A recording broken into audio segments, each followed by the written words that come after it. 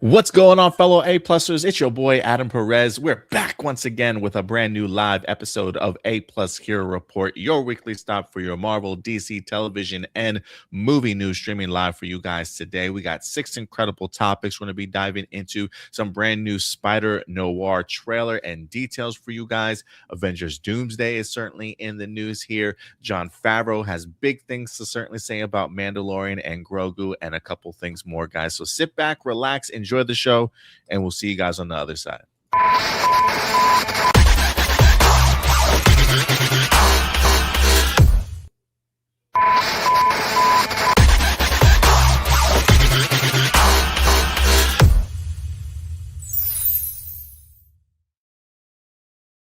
Deja vu.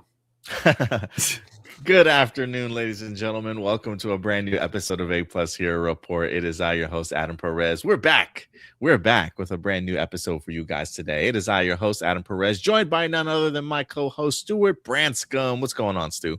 Hey, not much. How are you doing? I'm excellent, man. I'm excellent. Hey, what did our intro play twice today?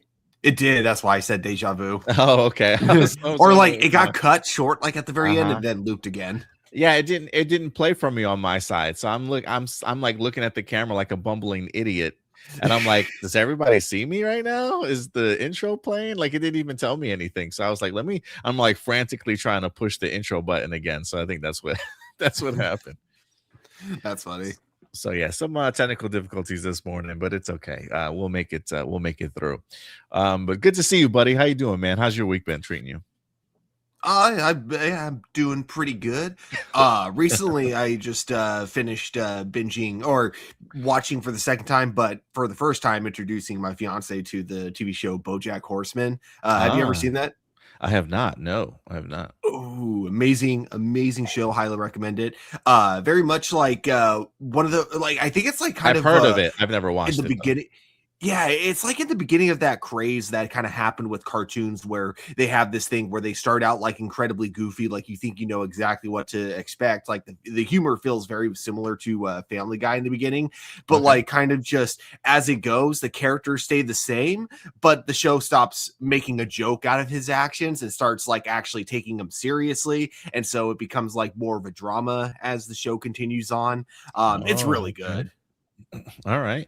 Yeah, no, I've heard about it. I don't think I've actually ever watched it myself, though, but that's something I'll keep an eye out for, though, for sure. Will Arnett is an incredible voice actor. He's in there? Yeah, I do like. Oh yeah, he like voices Will Arnett. BoJack. That's dope. I do like him as a voice actor. Usually, I think he had this new movie that came out. I want to say at the end of December. Or beginning of January, where he's like a stand-up comedian, I believe, or something like that. I want to say Bradley Cooper wrote the movie itself. It looked pretty good. It was him. I think he was getting a divorce from his wife or something like that, and his life was just going down the drain. And then for some reason, he decided to pick up stand-up comedy one day, and he just started talking about how bad his life was. And then he just became like a hit. Like people found this stuff kind of funny. So I wanted to check it out, but I do like Will Arnett. He's also in a show me and the girlfriend used to watch. It was like a Lego competition show on Fox. That's funny because didn't he voice Lego Batman? Lego Batman, yeah. So he was like the face of the Lego competition. It was pretty cool. Some of the stuff that they were able to create, like they would give them weekly themes, and then they'd have to design whatever it was out of Legos. It's pretty cool. They might have had like 2-3 seasons if I'm not mistaken, but I was always a big fan. Well, that's cool.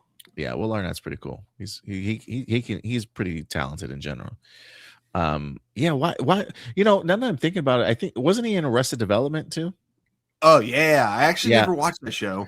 The girlfriend right now is like on not a binge, but she's rewatching Arrested Development. She loved it growing up, and so so every now and then I see Will Arnett on my screen the past couple of weeks. But yeah, it's good to see you, buddy. I'm glad that things are going well for you. I have not been to the movies all week. We've had a lot of crazy things going on around here, just the house keeping us busy. There's a movie out right now. There's two movies out right now that I want to see. Crime 101. I think it's the Halle Berry and Chris Hemsworth film. I want to check Oh that one yeah. out. And then there's also one of like a time traveler, like uh have fun, good day, don't die, or some shit like that. I can't remember what it's called, but I kind of want to see it too. It looks actually pretty interesting. Yeah, didn't realize those both came out this weekend. We only got because we have like a bunch of our theaters under construction, so we only have two auditoriums available. So the only movie we got was Wuthering Heights.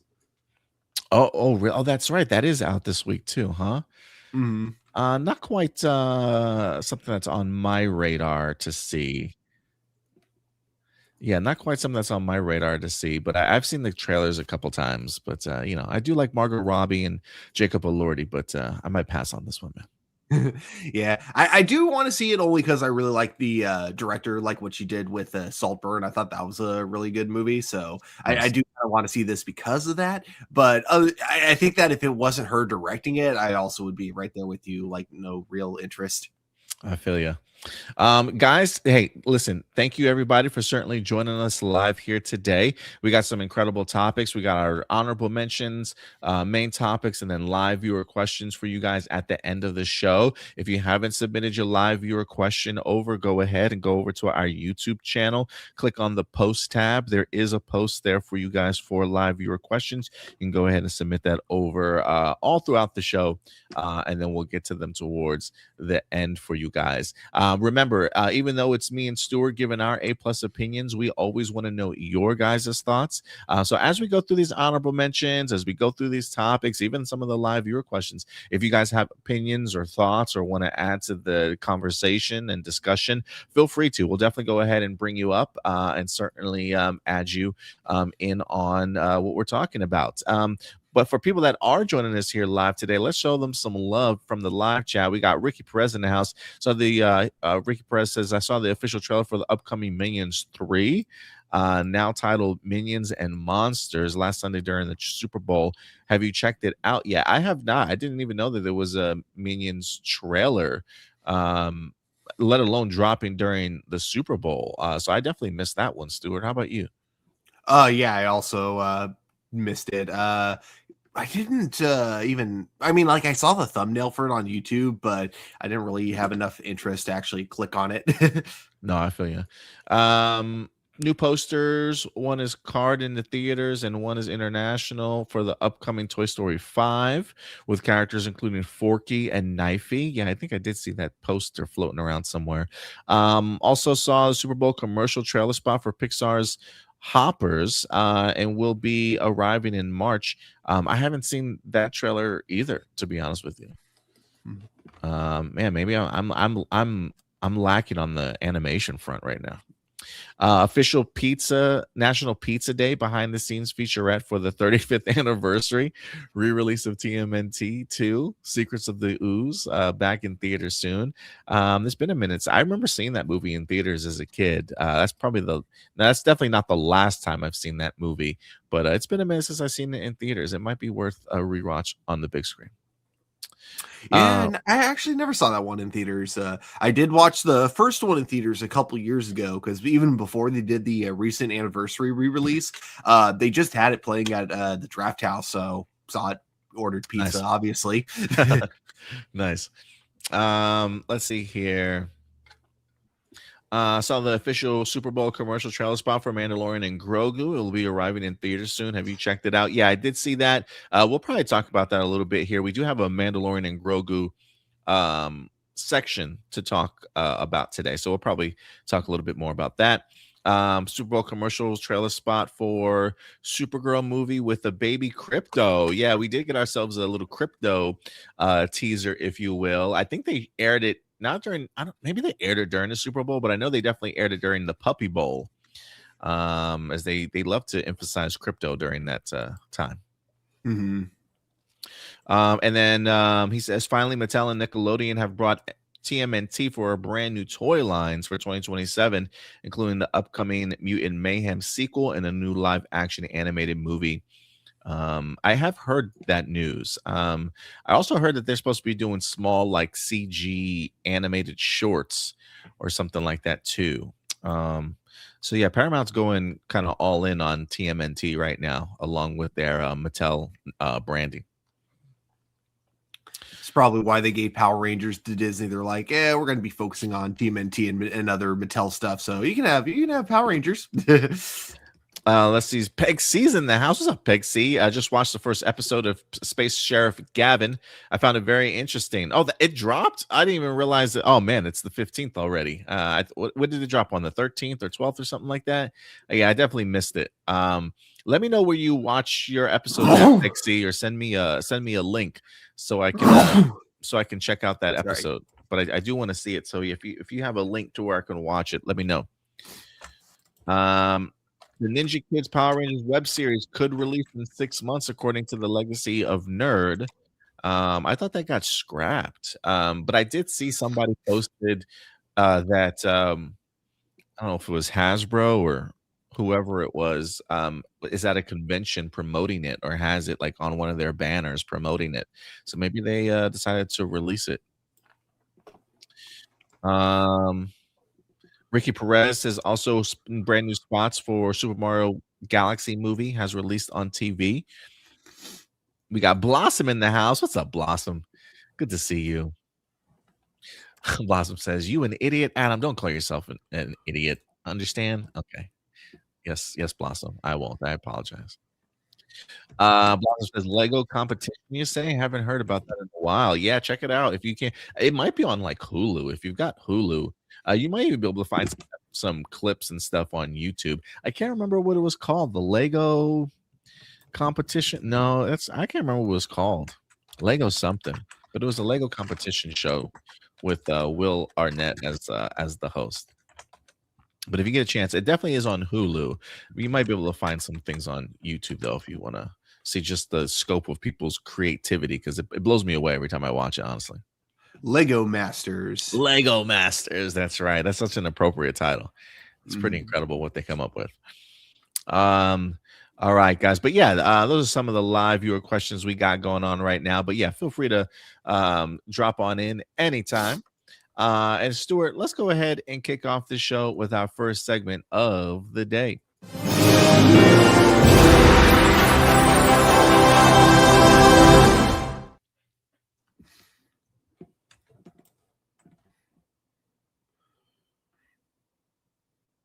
I think you're muted, or I'm here. My thing is just delayed. Whenever I play the videos, it's just delayed. Yeah, I don't know why. Everything else seems like it's moving smoothly, but when I hit the video buttons, it's like, all right, we're gonna wait like 5 seconds and then we'll play the video. So I had to wait a little bit around for it. So yeah, that's funny because like on my end, it plays automatically. Yeah. Like so I hit the button and I'm literally just staring at myself on the screen, and I'm like, I guess it's playing, and then I'm waiting for it to end, and then just as it ends, it plays on my end. So then I had to wait for it to go through the video again on my side. It's pretty crazy. But let's go ahead and kick this off with our first segment of the day. We're going to get into some honorable mentions for you guys. If this is your first time watching the show, honorable mentions is a portion of the show where topics that did not quite make the cut, but felt that you certainly still deserved to know about them. So we're going to go through a couple here with you guys today. Stuart, do you have any honorable mentions at all? I do got one. So my all-time favorite streaming service website, Tubi, has gotten a huge they purchased a huge access of like old cartoons from Cartoon Network. So basically it's going to be a huge catalog. So that's like shows ranging from like The Grim Adventures of Billy and Mandy, Codename Kids Next Door, Foster's Home for Imaginary Friends, and I can't remember exactly how many, but I want to say it was like over 30. It's great because like I don't understand why like a lot of streaming services out there, they tend to have access this huge catalog of all their properties, but they don't like host any of it on their streaming service. So it's really nice that, like, you know, they're not doing it. So Tubi, a website that's already free, is like, you know what, if you're not going to do anything with your own like shit, we'll take it. Yeah, absolutely, man. I really don't watch Tubi at all, but maybe I gotta get on it. I feel like I hear it pretty often. I might be missing out on some stuff. It's a great way to get introduced to some really weird movies. Nice. I love it. I love it. What did we watch yesterday for the first time? That was kind of weird, but it was pretty good. Begonia. Oh yeah, that was a great Yeah. movie. Yeah, that was pretty good. I was like, "What is going on?" But yeah, it's pretty good, man. It's pretty good. I was pretty impressed. Let's see here. What other Last honorable night, Megan and I watched You Got Mail for the first time, and Oh, I gotta say, I loved the first half of it. But then the movie went downhill for me, where when like Tom Hanks figured out, because the whole plot is like two people that hate each other IRL are like like in love online because they met in a chat room and now they can't stop messaging each other, but they don't know who they actually are. Tom Hanks's character figures it out first and decides to use that to win her over, and when she finds out, she finds it romantic, and that's where I'm just kind of like, I don't know. Everything Tom Hanks does here is kind of a red flag, and it's weird that the movie is portraying it as romantic. it's been so long since I've seen that movie. I really would like to revisit some of those classics from the 90s. It's been a long time since I've watched it. What made you guys decide to watch it? Oh, we Valentine's Day for one, and then Oh, also okay. we a while ago wanted to watch the trilogy of romantic comedies by that director. So of course we saw Mm. Sleepless in Seattle, which I don't think either of us liked that one. That one was just kind of boring to both of us. But then we saw When Harry Met Sally. That Oh, one we both loved. That one yeah. was like, not only was it a good movie, but honestly, it was just hella funny. And then this one we both thought, You Got Mail, we thought was just okay. I think again, I'd say the first half is really good. That's cool. I'm glad you guys went down the whole trilogy there. That's pretty close. They're like classics from that time period. So that's cool. Yeah. Let's see here. What else we got in the news? I believe Ricky did mention something about Super Mario Galaxy. We did get a bunch of brand new posters, technically character posters here this week. We got Mario here. We got Luigi. Who else we got? We got Peach. Um, oh, did I not upload her? We got Bowser. Oh, I think I am missing one. Am I? Nope. Rosalina. There she goes. What's Bowser's son's name? Here's Homeboy again. Can never remember. Bowser Jr. Is it Bowser Jr.? I thought it was I something think else. so. And then we also got little Mario and Luigi babies here as well with Yoshi. Yoshi's going to be playing a significant role in this movie. But yeah, some new character posters. I got to say, I enjoyed the first Mario movie. I don't think it was incredible or anything. I had fun with it for sure. Animation was on point, but I don't know. There's something about this second one, Stuart. I'm actually find myself really hyped for, and I don't know if it's just the expansion of the worlds that we're going to be visiting. The animation almost even looks better to me. I don't know if it's just like the galaxy theme and motif about it, like the aesthetics of it all, that really makes it kind of pop to me. But the color scheme looks great. I think this is going to be a fun one. I'm actually finding myself kind of excited for Mario Galaxy here. Yeah, I think it's definitely got some potential. And like you, I thought the first movie was, just fun, enjoyable. Yeah, it was fun. What else do we got here for honorable mentions? Oh, Charlie's Angels is back in the news, believe it or not. Hollywood Reporters letting us know there's a new Charlie Angels movie in the works.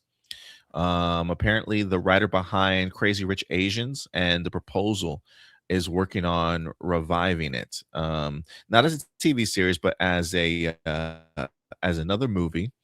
Yeah, Sony's looking to revive the franchise. The studio is developing a new feature version of Charlie's Angels. It is unclear who is producing the new version, although one source said Drew Barrymore, and her banner may do that.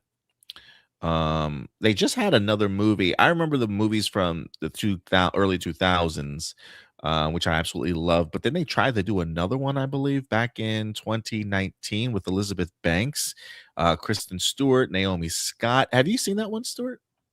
Yeah, I thought it was. I thought it Did was you like okay. it?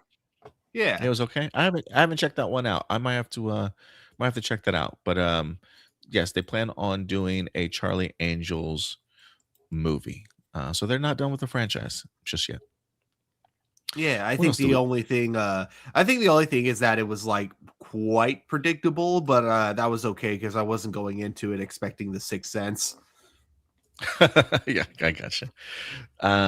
What else? There was another story here. I'm trying to find the article. Oh, yes, here we go. F1. Apparently, the sequel is currently in the works, according to People Magazine. F1 sequel is official, reveals producer Jerry Bruckheimer. Speaking with People, Jerry Bruckheimer says a sequel to the hit film is in the works. He says, "We're working on the story. It's really good. We're talking to Lewis Hamilton. We're getting it ready. We're getting it going through him and pitching him ideas and see what he thinks." As to whether or not Brad Pitt will return, he says, "We'll see. I'm not going to tell you that yet," says Jerry Bruckheimer. But yeah, they've got themselves a new F1 sequel in the works. Sounds like very early development. They're still pitching story ideas and stuff, but I'm all for it. I had a blast with this movie, honestly. I found it really entertaining, really fun, an incredible cinematic experience. Like because I missed Top Gun Maverick in theaters. I think what people experience during that is what I experienced during watching F1. It was pretty intense, but a great cinematic experience. Wouldn't mind seeing a sequel though. Yeah, I still haven't seen F1 though, so I definitely it is on my list though. Yeah, definitely give it a shot if you get around to it for sure. Let's see here. Also, for you video game fans, Helldivers. The video game Helldivers is set to um, become a movie. According to Variety, Jason Momoa is set to star in Helldivers. The movie's already set for a November 2027 release. Jason Momoa will star in the action adventure Helldivers, a movie version of the popular video game. Sony Pictures and PlayStation are backing the film, which is slated in theaters November 10th. They also go on to say here that Justin Lin, best known for the Fast and Furious franchise, is directing Helldivers. Although the plot hasn't been confirmed, the shooter-style video game follows an elite unit of soldiers known as Helldivers who battle alien creatures that are threatening to destroy the fictional planet of Super Earth. Why does that sound like Starship Troopers or something? Have you played I this game at all? Yeah, like that. This is literally like the game is not only in terms of in terms of like kind of the plot, but also in terms of tone. It's basically Starship Troopers. So, Oh, um, really? Okay. yeah, I don't know how you make this into a movie without people comparing it to Starship Troopers because like it even has the fascist propaganda that Starship Oh, Trooper was really popular for. It doesn't take itself seriously. It's like a full on comedy, and of course, it revolves around Marines shooting bugs in outer space. So I'm curious, like, how do you make that and not have it feel like a ripoff of because it worked in a video game because they're two different mediums, but now you're turning that video game that was based on a movie into a movie. if anybody can do it, maybe it's Justin Lin. We'll see though. We'll see. Yeah. My And then, dad, so sorry, real quick, there you go. just because we brought up Starship Troopers. So my dad used to read the book like back in the day, and when the movie came out, he was like, "Oh yeah, very different tonally," and so he goes with the headcanon that the movie exists in the book as propaganda. Oh, I think you might have mentioned. Did you mention that before? Something tells me the last time we talked to Starship Troopers, you might have.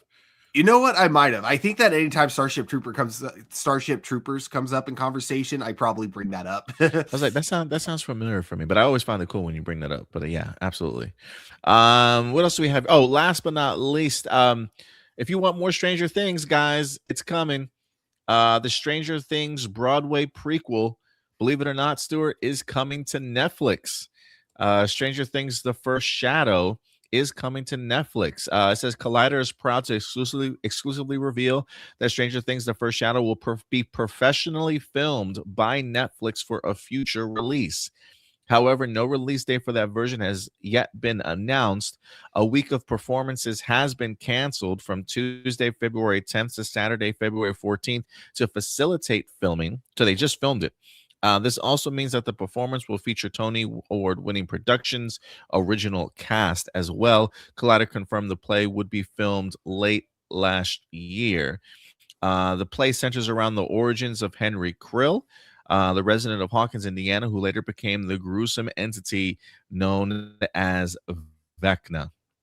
So it sounds like because they've canceled the 4 days of performances, they probably will be doing the performances, but for Netflix cameras, and then I would assume doing some of their editing magic and then eventually releasing it. I am kind of curious, like, would they release this as like a movie? Would they break this down into like a 2 or 3 part, like first, second, third act sort of I doubt that they would do it like on a weekly basis. This seems like something that they would just drop all at once. But I am kind of curious if they would like drop this as one continuous piece or first, second, and third acts kind of thing. But I'm kind of excited that they're actually doing this because it does feel like a piece of the missing, like a piece of the puzzle that's been missing to maybe even add more dimensions to the Stranger Things series as a whole. Maybe worth watching this and then diving into the finale again. Yeah, I wonder. I actually do find it kind of peculiar that they didn't release that before the finale. Yeah, like why didn't you guys think about this cool idea like years ago? Like we should probably film this and release this. They probably just wanted as much box office revenue at Broadway or wherever they're showcasing it at as possible. But yeah, now's the time, guys. But yeah, I'm kind of excited for that. So yeah, expect the first Shadow Broadway play to be filmed for Netflix and released relatively soon. Shout out also to Kiki and Luca for joining us today. Hey guys, hope you had a nice Valentine's Day. Yeah, Stuart seemed to have a great one over there with his did you watch all the trilogy in one day? Oh no. We just watched You Got Mail. We didn't watch watched the other two a different day. Yeah. Unfortunately, like for me, I was like at work most of the day. So I think because it was so busy, I wasn't able to leave basically because I guess they didn't expect Wuthering Heights to do as well as it did. So it was pretty much like there were 3 people staffed in Service Bar on Friday throughout the entire day. And then was it 4? Yeah, 4 people staffed in her Service Bar yesterday, which meant that altogether, so like basically I got to work at 10:30 both days and I didn't leave until a little bit past 8. Oh wow, yeah, wow, you stayed busy then, man.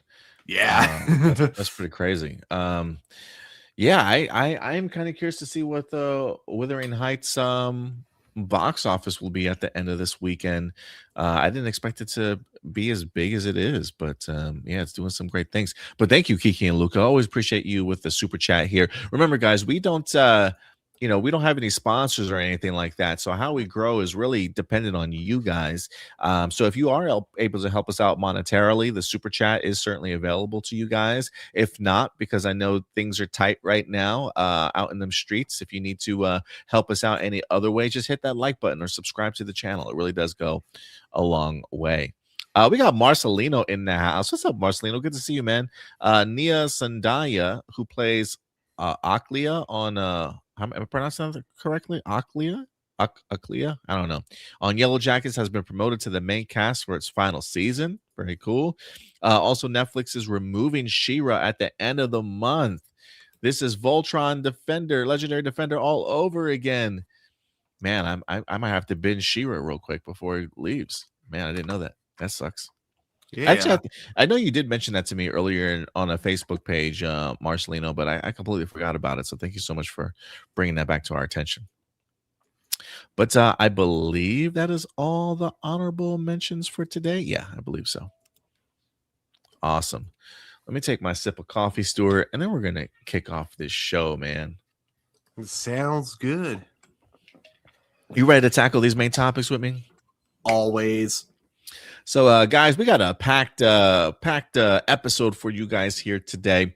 We got a little Spider-Noir to certainly talk about. We got some Avengers Doomsday in the news, Mandalorian and Grogu, a little bit of Spider-Man Beyond the Spider-Verse, and I did throw in a last minute addition. I don't think I sent it to Stuart last night because it kind of came up on my Twitter feed kind of late, but it's something that I wanted to visit. So everybody will be kind of surprised as whatever the last bit of news certainly might be. But let's go ahead and kick this show off, man. Stuart, Spider-Noir is in the news. You know, I remember when they announced Nicolas Cage and them doing a Spider-Noir live action series. I was definitely excited, but trying to figure out like how were they going to pull this off. And I also remember us talking about the idea like this needs to be in black and white. Like it absolutely needs to be in black and white if they're going to go the noir style. And lo and behold, they certainly have. This week has been a really big week for Spider-Noir. We got ourselves some brand new posters, which I think is pretty cool. Not only in black and white, but also being presented to us in color. As you see, you can watch the show in two ways: authentic black and white and true hue full color. It does say the series is coming soon, but I do think there's an actual release date out. I don't know if it's like March or May. I'll have to look it up, but I'm pretty sure we could probably find it in the article that we're about to check it out. They also went ahead and dropped a brand new trailer. Also, we got ourselves a brand new look at Spider-Noir himself, and some other cool images I'll go ahead and bring up for you guys here. All of these are in the true hue color. Stuart, let me ask you, are you watching this series in black and white first or in color? I think I'm going to do black and white. If I have absolutely nothing going on with my schedule, though, if I have enough free time, I may watch them both. Like basically episode 1 in black and white, episode 2 in color. Episode 1 in black and white, episode 1 in color, episode 2 in black and white, episode 2 in color. But that's only if I have like enough free time when the show hits, which I don't think. So I'll probably stick to black and white for my first watch. Yeah, I'm thinking black and white also. I don't know if I'm gonna alternate back and forth like that. I think I'll watch the series all the way through first in black and white, and then if I liked it and if I've got time, then I'll go ahead and revisit it in color. But it just pops for me in black and white. Did you get the opportunity to check out the trailer? Oh yeah. Yeah, what did you think about it? I thought it looks freaking fantastic. I love that we get kind of like both it's filmed in some scenes like a very classic noir kind of movie, but then you also get some really cool looking action scenes that are like out in the open. I did not expect to get some really cool looking web slinging scenes like we got kind of towards the end of the trailer. I did remember the one shot though where it's him on top of the car. I do remember us looking at that when we were looking at set photos for the show like months ago. So it is cool kind of seeing what that's actually going to look like now in the show itself. But yeah, I think this looks really incredible. Maybe I should let me you know what, maybe we should play it. Let me see if it'll let me play it here. Hold on a second. It might demonetize us, but I do kind of want to play it a little bit. Let me see if I can pull this up here. For if you guys missed the Spider-Noir trailer, here you go. I definitely think I'm gonna check this out in black and white. I really do think so. There is something about you know the web slinging. I've seen the trailer also in color. The web slinging CGI is not the greatest to me.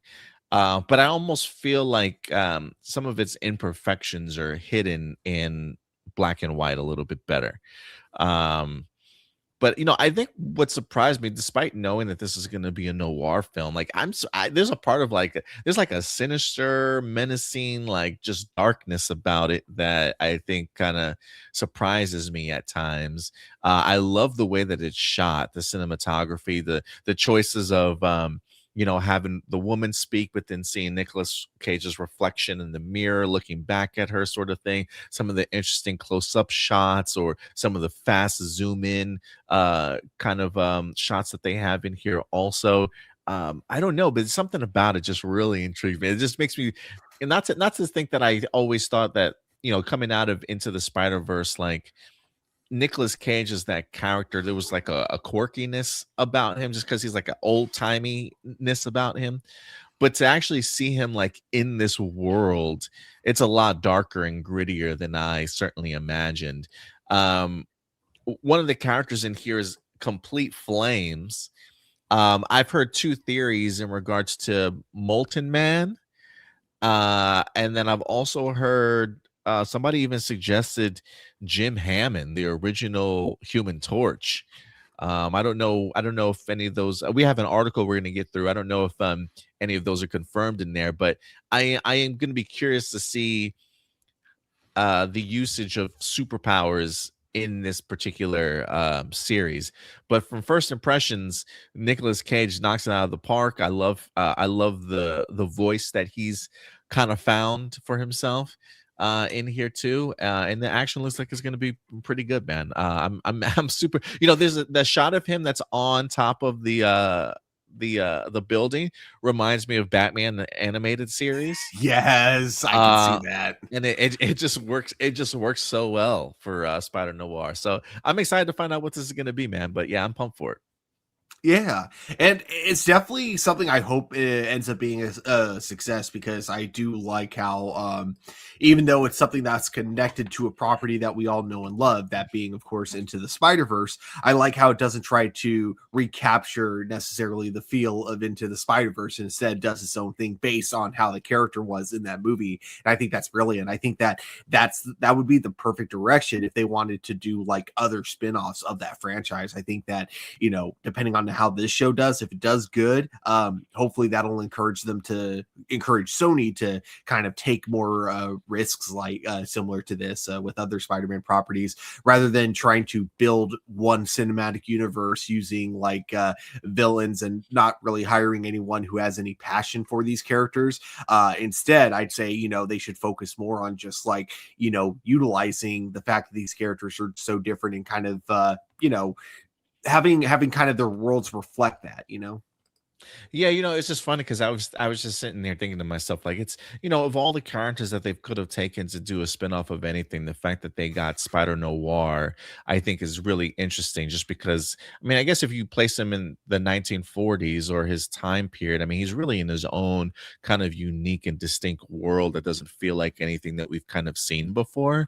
So you really are not only taking creative risks, but you're also allowing us to have something fresh on the small screen, and really tap into a world we haven't explored before with this character. But I was also thinking, like, who else would I like to see a spinoff out of this?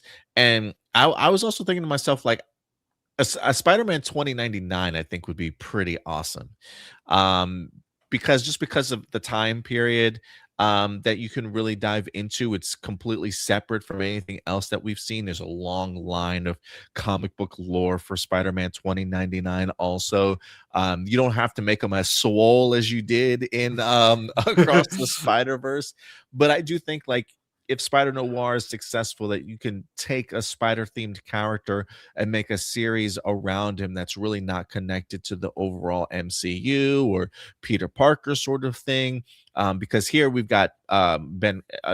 Nicholas Cage is playing a version of Ben Riley, whereas Spider-Man 2099 is like Miguel something. I can't remember his last name, but Was it Miguel O'Hara or? Yeah, something like that. I think it was Miguel O'Hara.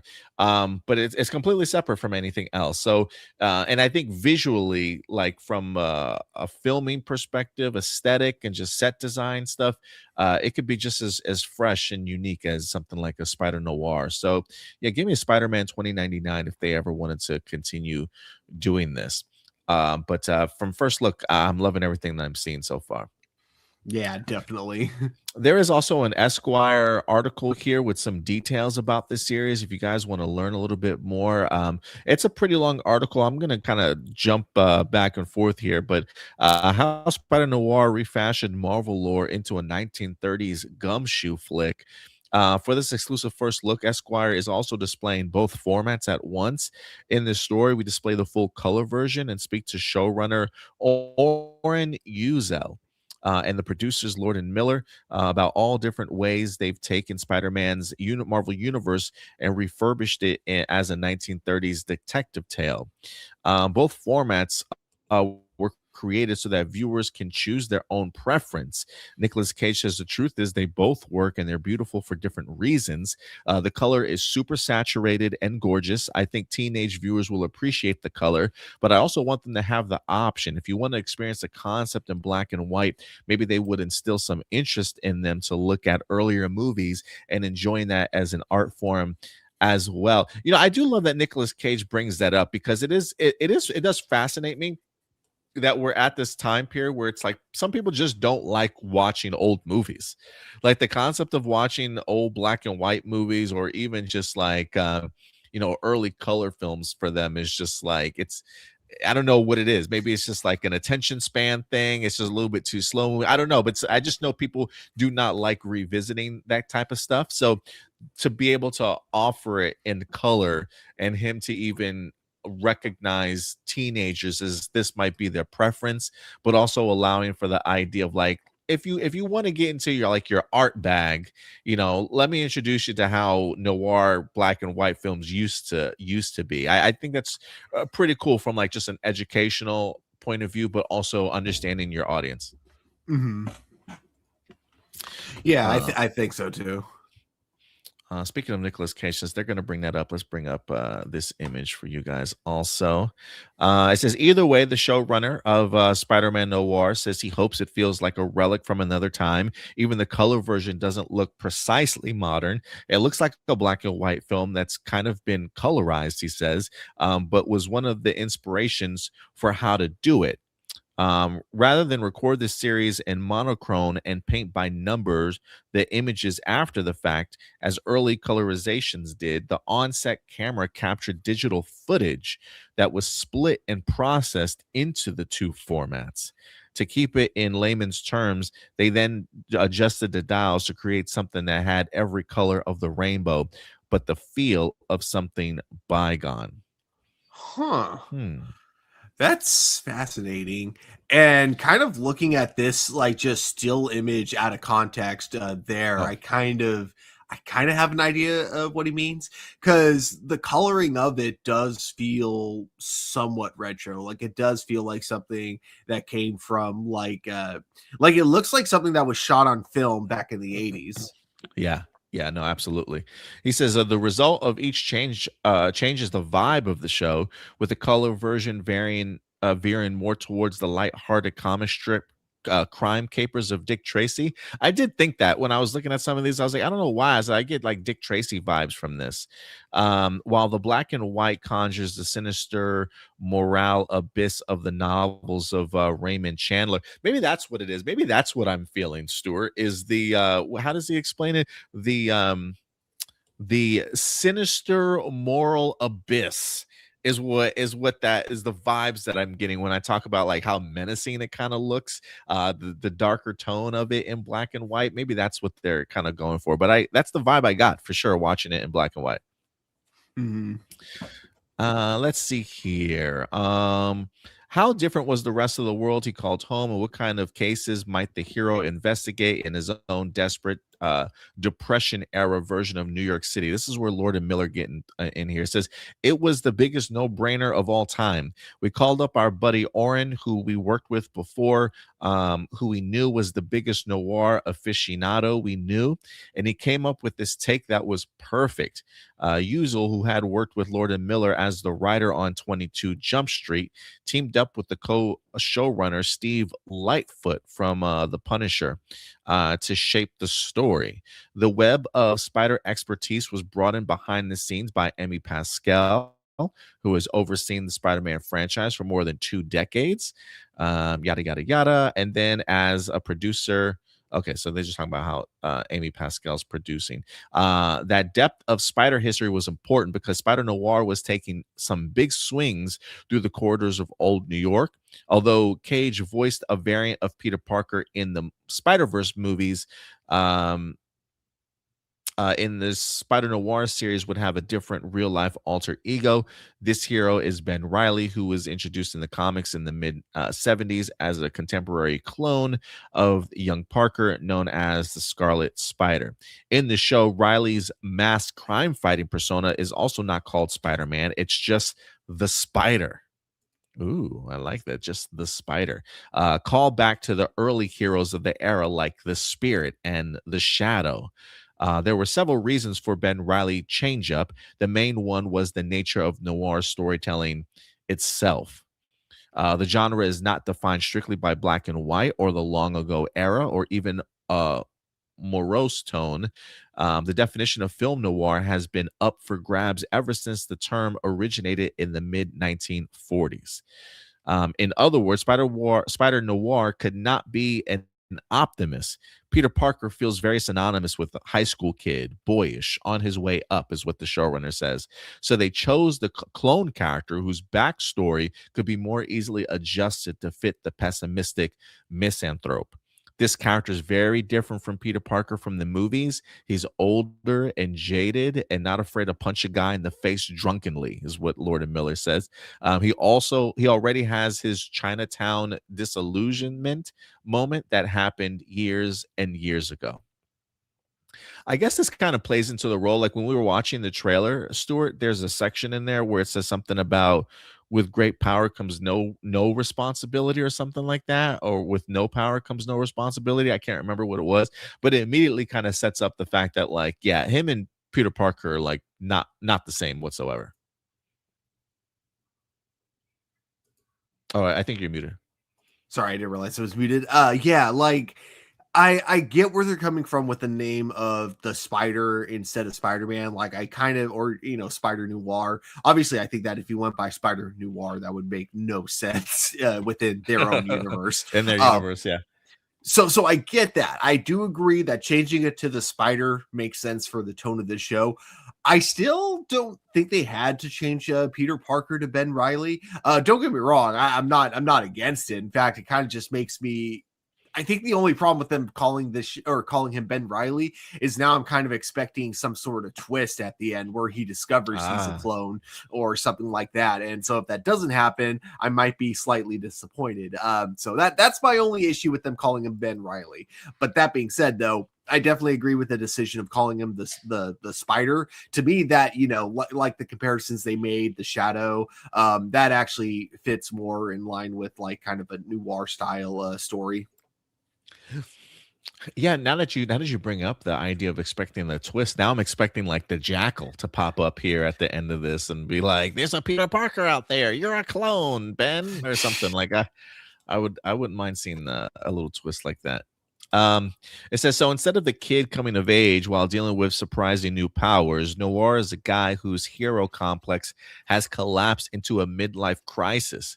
Ben Reilly has already gone through the entire arc and has seen it all. He's over it and trying to move past it, but his past kind of keeps coming back to haunt him. It's just a different version that we haven't seen before. So it sounds like he's played this character for he's been this Spider Noir character for quite some time. It sounds like to you, huh?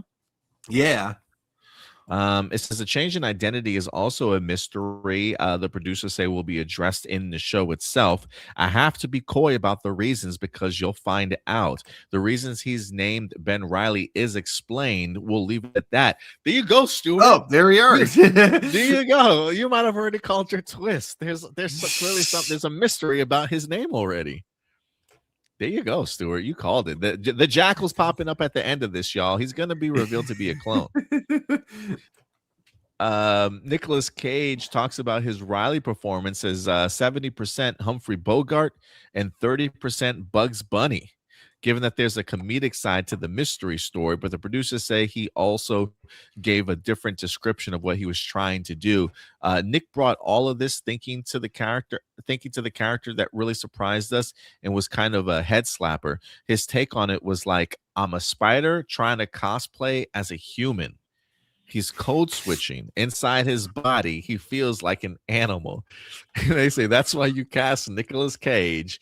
He's going to come at a character in a way that no one else would think of. I think you can tell that from the trailer a little bit too. Like he seems like he's a little bit off. So there's the elements of him pretending to be he's a spider cosplaying as a human. Okay, Nicholas. I wonder if so when he did the voice acting for the character, and I don't want to make it sound like he phoned it in, but I wonder if for that he didn't or Into the Spider-Verse. Yeah, for Into the Spider-Verse, when he voiced the character, if he just didn't really give it too much thought other than the backstory he had already been given. But I wonder if playing it live action, suddenly he had a different mentality into looking into the role of how to approach this character. And that's why he now sees it as a spider, disguised as a human. that's a little weird. I'm kind of, yeah. That is a little weird, but leave it up to Nicolas Cage to try and pull that off. They do also talk a little bit about some of his friends. They've got Robbie Robertson in this series also. Do I have an image of him here? Yeah, let me bring that up here. Played by Lamorne Morris. I remember him from New Girl. He was fantastic in that show. This version is still a journalist, but pounding a freelance beat looking for stories from the heart of the city. He's Riley's friend and collaborator. So these two definitely are going to be working together. They're both investigators, says the showrunner. They both go back a long way. The friendship has really deep ties. The biggest and most obvious difference is that Robbie is a guy who almost carries around a rabbit's foot. He thinks he's lucky and it's all going to work out. Ben is a character who thinks it's never going to work out. It's all going to go to shit. Life's a big disaster. So Ben's cynicism is kind of an opposing force to Robbie's optimism. That requires an actor who can suggest optimism without seeming like a chump. Robbie's living in the 30s and a depression, and he's going through it. But he walks into a room thinking he could talk himself through whatever problem finds him. And Lamorne is so effortlessly charming, he's able to pull it off. I also got to say that's kind of impressive. It's the 1930s, the Depression area of New York. And on top of that, he's black, so I imagine, he gets racially profiled quite a bit. And yet he's the optimist character. Yeah, all the time. Let me see. We also got, that's a great point. We also got, who else is this is somebody else here. It says Riley's other major supporting pillar is his trusty secretary Janet, played by Karen Rodriguez.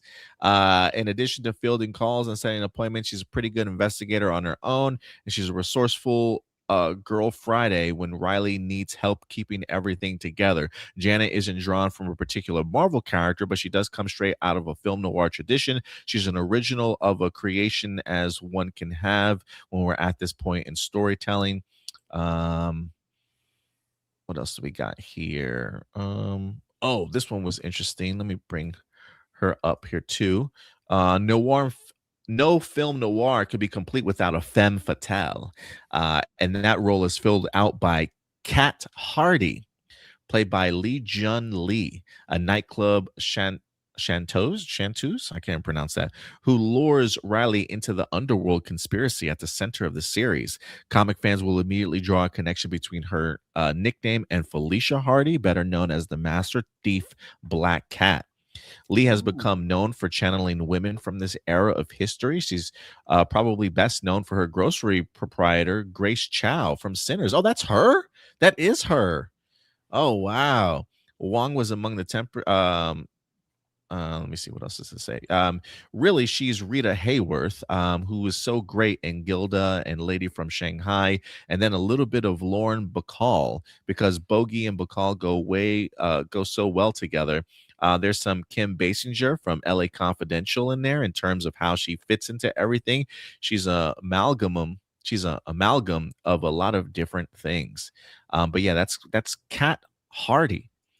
So I do wonder, will she don like some type of uh, black cat costume? I'm not quite sure, but we'll see. It'll probably be in the very, very, very last episode, and she won't even wear it. She'll just like open up a closet, and you'll Costume. see the costume, but she won't put it on. It'll just be there to tease season 2. I like it. So we've got a clone reveal twist at the end of this series, and we got a black cat costume reveal at the end of this series. Also, we gotta put up these predictions somewhere so we can keep track to see if we're 2 for 2. The story of And then Spider-Noir anytime focuses. if anyone watching this stream ends up watching the show, you do have to take a shot anytime one of our predictions come true. That's just the law, you know. I like it. I like it. The story of Spider-Noir focuses on a gangland boss known as Silvermane. So Silvermane is going to be in here, played by Brendan Gleeson, who is a phenomenal actor, who has been the subject of repeated assassination attempts. So yeah, the Spider-Man villain Silvermane will be here. Maybe that's just one of the hazards of his business, or maybe there's a broader scheme at play. Riley starts to believe something's amiss when an arsonist suspected of setting a blaze at Silvermane's mansion reveals he can spark fire from his hands. So that's the guy that we saw in the trailer that's on fire, that some people are suggesting might be Molten Man. I've seen theories in regards to Jim Hammond's Human Torch, but if he's an arsonist, this might be Molten Man. But who knows? It says then Riley runs afoul of hired muscle named Flint Marco. Flint Marco is in here, who invites him to go pound sand, aka engage in fisticuffs. But yeah, Flint Marco, aka Sandman, is in here. It says in all the greatest detective stories, you have two cases that sort of come together and you realize you're actually working the same thing. He's a guy getting dragged into a much larger fight than he doesn't really want to be a part of. Silvermane is the bad guy, but what's happening is Silvermane connects back to Ben's past and gets him spiraling deeper and deeper into his own origins. You know who else I think is missing from here that I always really wanted to see? Um, I want to see Hammerhead. I hope Hammerhead somehow is in this series, but not revealed yet. And I think Hammerhead also had a group of henchmen that work for him called the Enforcers. I would like to see the Enforcers in here also as a small little gang. But Stuart, I'm loving everything that I'm hearing so far from this series. What's your expectations? How are you feeling about everything that you're seeing so far? So far, I mean, everything I've seen looks absolutely fantastic, as I said earlier. And yeah, I think right now my excitement level for this, I think it's the next big show that I'm really looking forward to. So far, I don't really have too many. I don't even really have any concerns about it. I hope it's as good as it looks, but we'll find out. Yeah, I'm trying to see when the release date of this is. From what I've seen so far, it looks like it's going to be May.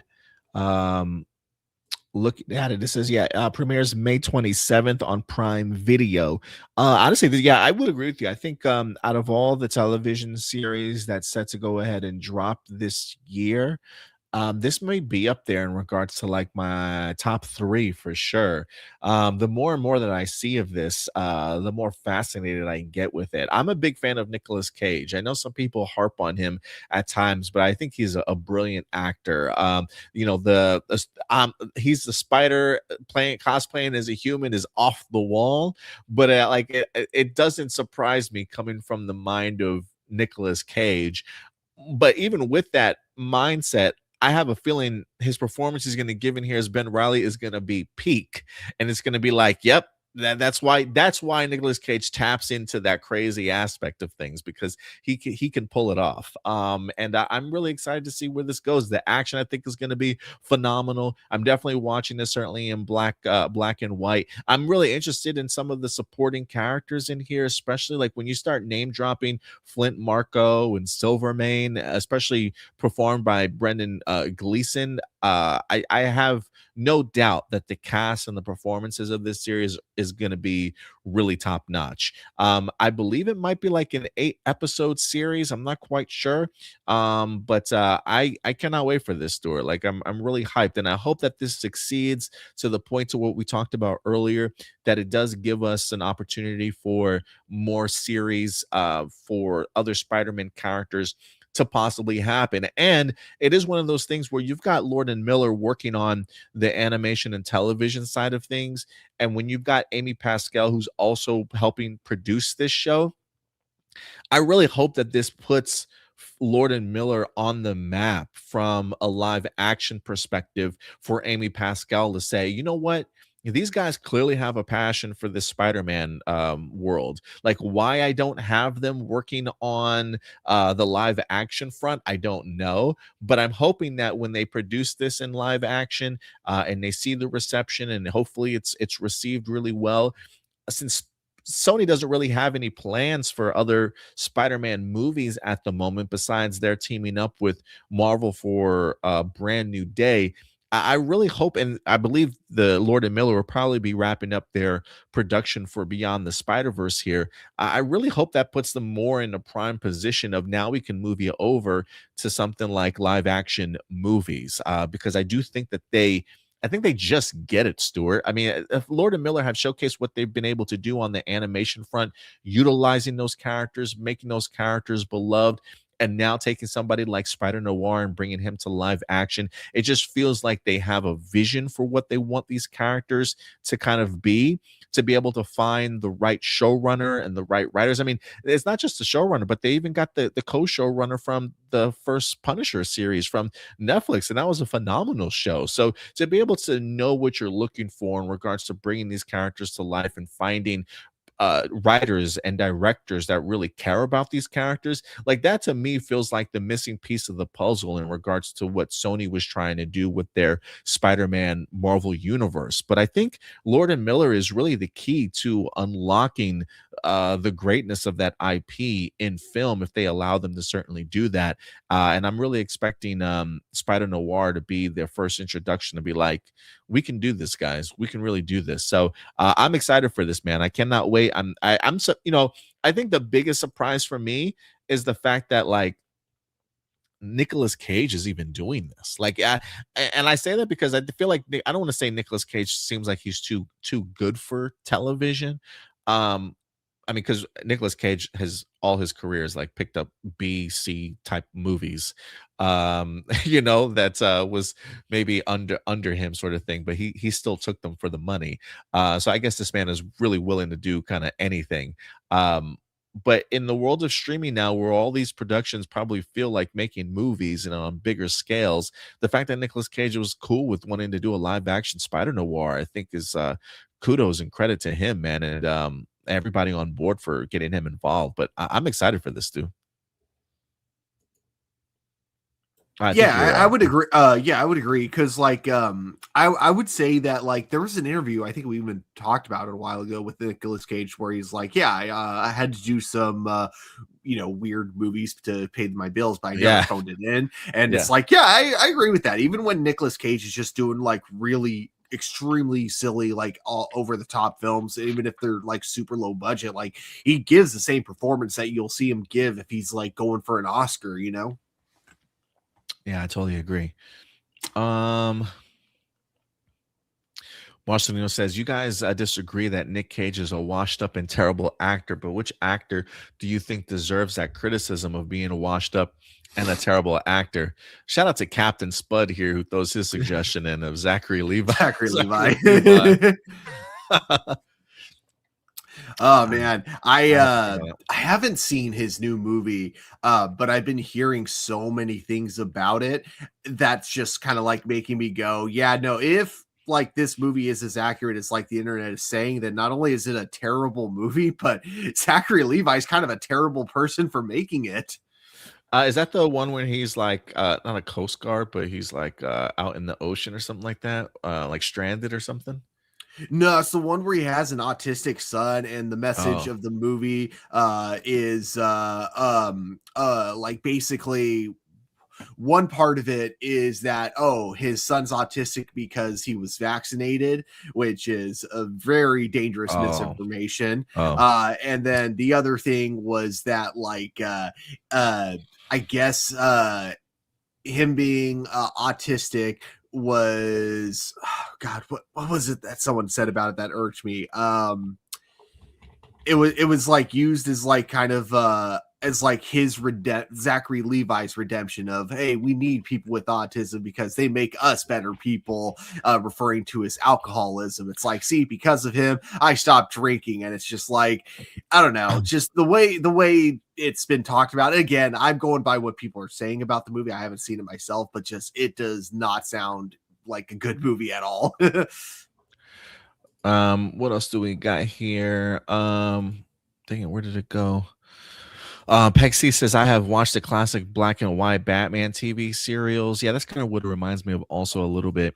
Martin says they had to change Peter Parker's name because contract says that Spider-Man can't be affiliated with alcohol and swearing. I mean, I don't know if that's true or not. Maybe they would have mentioned that, but I don't know. I don't know. I was also under the impression that Lee Jun Lee would play Yuri Watanabe, aka Wrath. I remember another article confirming it. Yeah, a comic book movie back in 2024 had an article here. Spider-Noir cast Lee Jun Lee as Yuri Watanabe. Deadline reports that she will play. Let me pull up this deadline report and see if that's what it says. It just says Lee will play a singer at a nightclub. The article doesn't suggest that from oh, okay, here we go. So the article deadline does not, the actual website Deadline reports that she's going to play a singer at a premier nightclub in New York. But a recent plot synopsis revealed that Nicolas Cage's raw caller will be facing a femme fatale take on Yuriko Watanabe, and the online scooper Daniel Rickman believes this is indeed who she's been cast in. So again, I think this is a really great example of understanding where you're getting your information from. So Daniel Rickman is an online scooper. We really don't talk about Daniel Rickman scoops here simply because of the fact that I feel like he's kind of hit or miss. And it seems in this case, his suggestion, he seems to be the one to have suggested that she was going to be a take on Yuriko Watanabe. Now it says it's a take on Yuriko Watanabe. Doesn't necessarily mean that that's who she was going to be playing, but I can understand why some people would certainly believe that.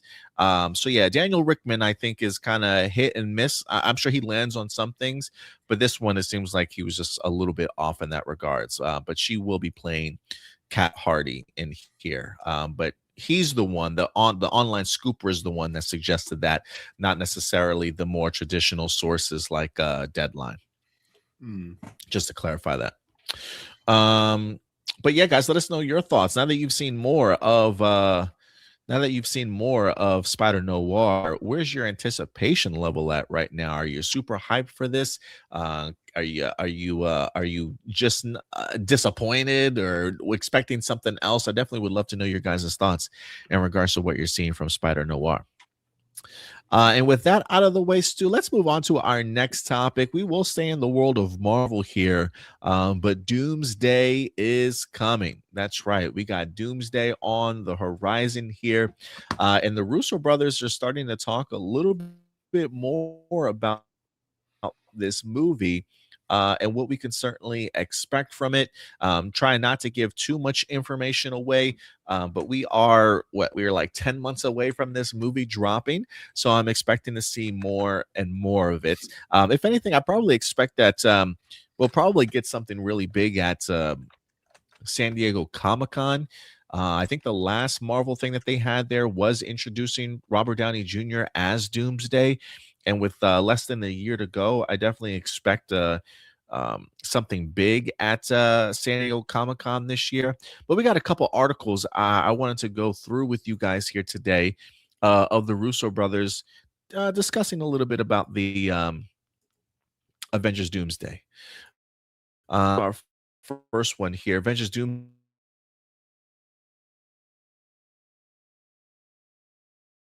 City for the MC. Brothers' latest statements to a new level. As much as we run at the fun of what these films can be, we also run at the complexity and difficulty of what these movies can do at a narrative level. I think we found a new level of that in Doomsday. The Russos pointed out that the film's villain is the driving force behind the tonal shift. It says Victor Von Doom demands a certain tone.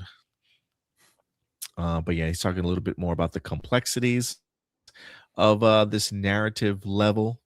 Thinking that they found just the right tone for Doomsday here, which would make sense to me. I mean, there is something unique about the filming of all of these like trailers that we've seen so far.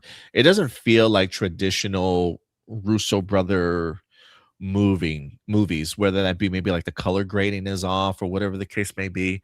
But it does feel like they've taken another step in regards to whether that be the aesthetics or as they say the tone of this movie that feels a little bit different from the other ones. Am I the only one that catches that, Stuart? When you watch the trailers, does it feel like visually, does it feel like a Russo brothers movie that we've seen before from the other Avengers, or do you find something distinctly different between them?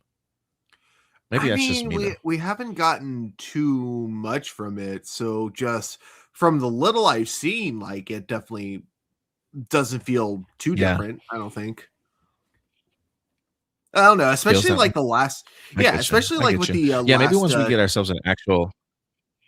Oh, sorry. I think there's like a weird like delay between us talking, so that's why I think like there's like a couple second gap in between. But anyways, what I was saying is like the only time like especially the last one when it featured both the Thing and the Wakandans like together. I don't know, there was just something about that dialogue exchange between the two of them that felt very much like something straight from the Russo brothers. I can see that for sure. Are we still delayed? Is there still a delay? Yeah, I think that it was there was like a 2 second gap before you responded. Okay, hopefully it's a little bit better. I do want to bring up this other one here.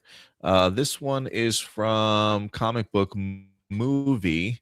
It says Avengers Doomsday directors confirm Steve Rogers has a central role in the movie's story. Um, let's see here. Where does it go? Talking to Empire Magazine, the Russos reiterated that there's more to each of the movie's teasers than meets the eye. Each one of these teasers is narrative information. It's all part of a larger story. So I would argue that Doomsday has already started for you. Look, the movie is very complex, Joe continued. We thought one of the best ways to celebrate what the movie is was to give characters their own space and highlight some moments. It's been rumored that the consequences of Captain America's actions and the impact they had on the multiverse will be felt in a big way in Avengers Doomsday. That may make Steve a target for Dr. Doom, though the Russos will also need to address what became of Old Man Rogers. Explaining the decision to bring Cap back, Anthony Russo said, "We have a special affinity with the character. We can't see this narrative without his central role in it, basically. The special place he holds among the ensemble, he sort of retains that moving forward." So yeah, suggesting here that he's going to be a major part of the movie itself from a narrative perspective. What do you take away from that, Stu? Mm. He just says I'm so sorry. Could the you movie's repeat it very one more time? complex. We thought the best way to Yeah. yeah, yeah. He says, "Look, the movie is very complex. We thought one of the best ways to celebrate the movie was to give characters their own space and highlight some moments. We have a special affinity with the character. We can't see this narrative without his central role in it. Basically, the special place he holds among the ensemble, he sort of retains that kind of moving forward." Hmm. I think if anything, I am well, first off, when he talks about the idea of the trailers and saying I would argue that Doomsday has already started for you. I do find that fascinating in the sense that this almost feels like there's so much story in Doomsday that they need to tell the story outside of the movie also. Like there's pieces of story that they want to, like, I wonder if we get into Doomsday if things have already been established that they aren't going to follow up. Well, I don't want to say not follow up on, because the idea of Steve Rogers being a father, I'm sure that'll kind of get brought up. But I do wonder, like, will we even see the baby in the movie? Like, will these scenes actually even pop up in the movie themselves? Or like will they just maybe like reference the child? Like the same thing with the Thor trailer, right? Like, he's in the forest, he's praying to the god sort of thing. Will we even see that moment in the movie itself, or once we get into Doomsday, will we have already known that these moments have already kind of taken place, and now some time has passed, and we're kind of jumping into the thick of things story wise, right? Like even when you look at the X-Men and there being a bigger battle kind of taking place, when we get into Doomsday, will we have seen that battle? Or is that just adding to the context of when the X-Men do pop up in Doomsday, we already kind of have an idea as to what they've been kind of going through. So when he says Doomsday's already kind of started for you, this feels like there's so much narrative in play for the story of what Avengers Doomsday is supposed to be that maybe they can't necessarily fit it all into the movie. And so they figure, let's just drop these cool, like, prequel, if you will, trailer pieces to like fill in some of the blanks so that when people do get into the movie, they're a little bit caught up. Is kind of what I'm feeling that these have turned out to be. I mean, I would have felt that too if I got a little more from the teasers that they released. With how vague they were, it's hard for me to see that as like, I don't know. It's like if I didn't see any of the four teasers that they already released and then I went into the movie, it's hard for me to think that like missing those would mean that like there's a big chunk of the movie that I'm missing. But I don't know, unless like, but what I do think the trailers will do is that I think that once we see the movie and then we look back at the trailers, I think we're going to look at them a very different way. What we thought meant one thing will actually mean something completely different after watching the movie. I think I am surprised. You might be right in that regards. I am surprised about they do talk about Steve Rogers' return here. We have a special affinity for the character. They clearly love writing him and working with Chris Evans. We can't see this narrative without his central role in it. Basically, the special place he holds among the ensemble, he sort of retains that kind of moving forward. This feels like this is going to be a much bigger role for Steve Rogers than I think some of us might have expected. If anything, I think it does add. Some people have always, with Robert Downey Jr. routine as Doctor Doom, and I think Doctor Doom is so synonymous with Reed Richards being like his nemesis when it comes to the Fantastic Four, that they're really flipping the script here on this one, and feeling very much more like the focus will certainly be on Robert Downey Jr. as Victor Von Doom and Steve Rogers. These two characters have very much carried the MC big Avenger movies. relationship is with one another. And so it'll be interesting to kind of see how that's played up in this particular movie. But they're definitely not shy about the idea of like, no, Cap is going to be playing, or Steve Rogers is going to be playing a significant role in here. And so I expect to see him and Doctor Doom opposite of one another a lot in this movie, or at least the Robert Downey Jr. in his I don't even know if they'll have him behind the mask most of this movie or not. Like the chemistry between Chris Evans and Robert Downey Jr. as both Tony Stark and Captain America, or Steve Rogers, it's a dynamic that I really would love to see on screen again. And so just I would, one of the assumptions that we've had or played around theory wise is like, Steve Rogers being at his home and he gets a knock on the door and he opens it up and it's quote unquote Tony Stark looking at him, face to face sort of thing. I just think it opens up a really interesting story direction that they can go. I don't necessarily know if it's one that people would have expected because of the Doctor Doom and Reed Richards association. So I'm gonna. I personally don't know how I feel about it, but I do know based off of how much that they've relied on both of these characters to carry the story, it almost feels right to just allow that to continue. But I am curious as to how much it would undermine the previous stories, or if they really have found a way to sort of balance it all out and really make this story make sense in the long run without ruining what kind of came before. But Stu, are you surprised that Steve Rogers is going to have such a focus in this movie? Oh no, that makes total sense. Because when trying to branch out and introduce new characters, which I don't think I want to be clear, I don't think it was introducing new characters during phases 4 and 5. I don't think that's why financially the movie started to go downhill. I think it's just because they did a little bit too much all at once, like way too fast. So I think that's why. But of course, they're when it comes to Disney, they're not going to see it that way. They're going to look for the easy solution. So I could, even though I could see it being a Disney solution to put Captain America in as the main character, I do think that the Russo brothers, it sounds like they have a good idea of what they want to do with his character.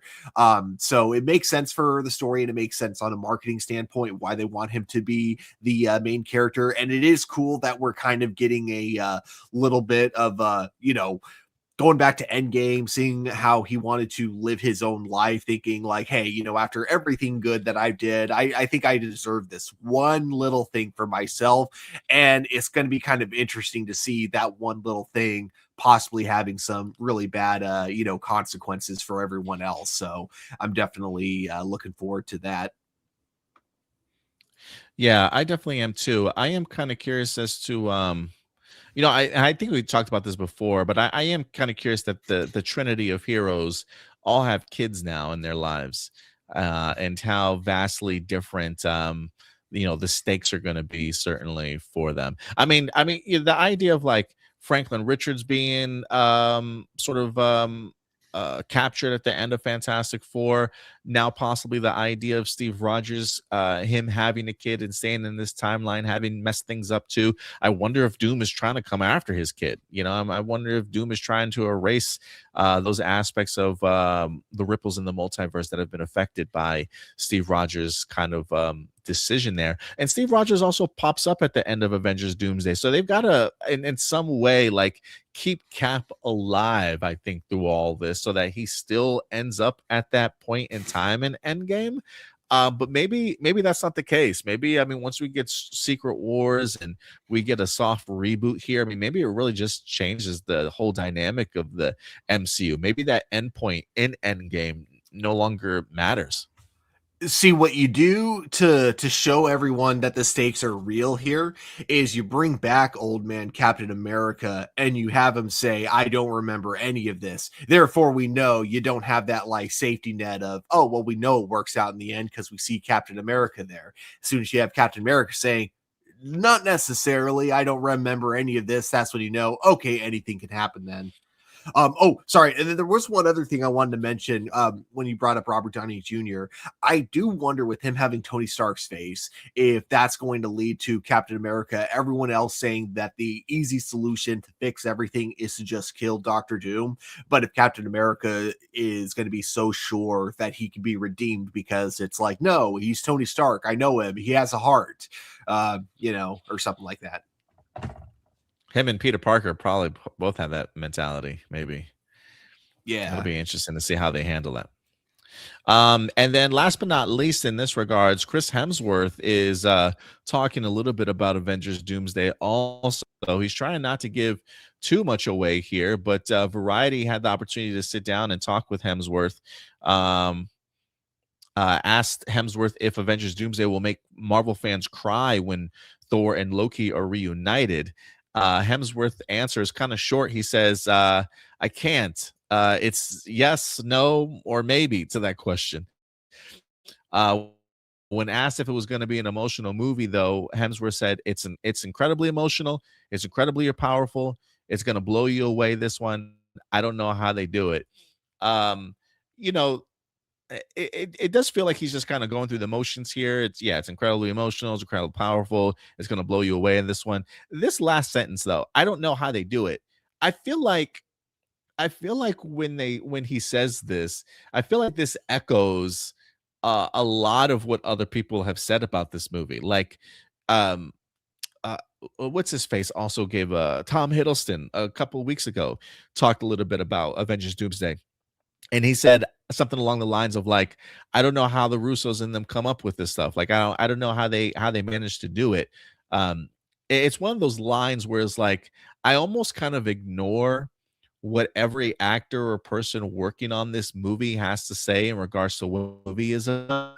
But I feel like because they all say it significantly, they all say it differently.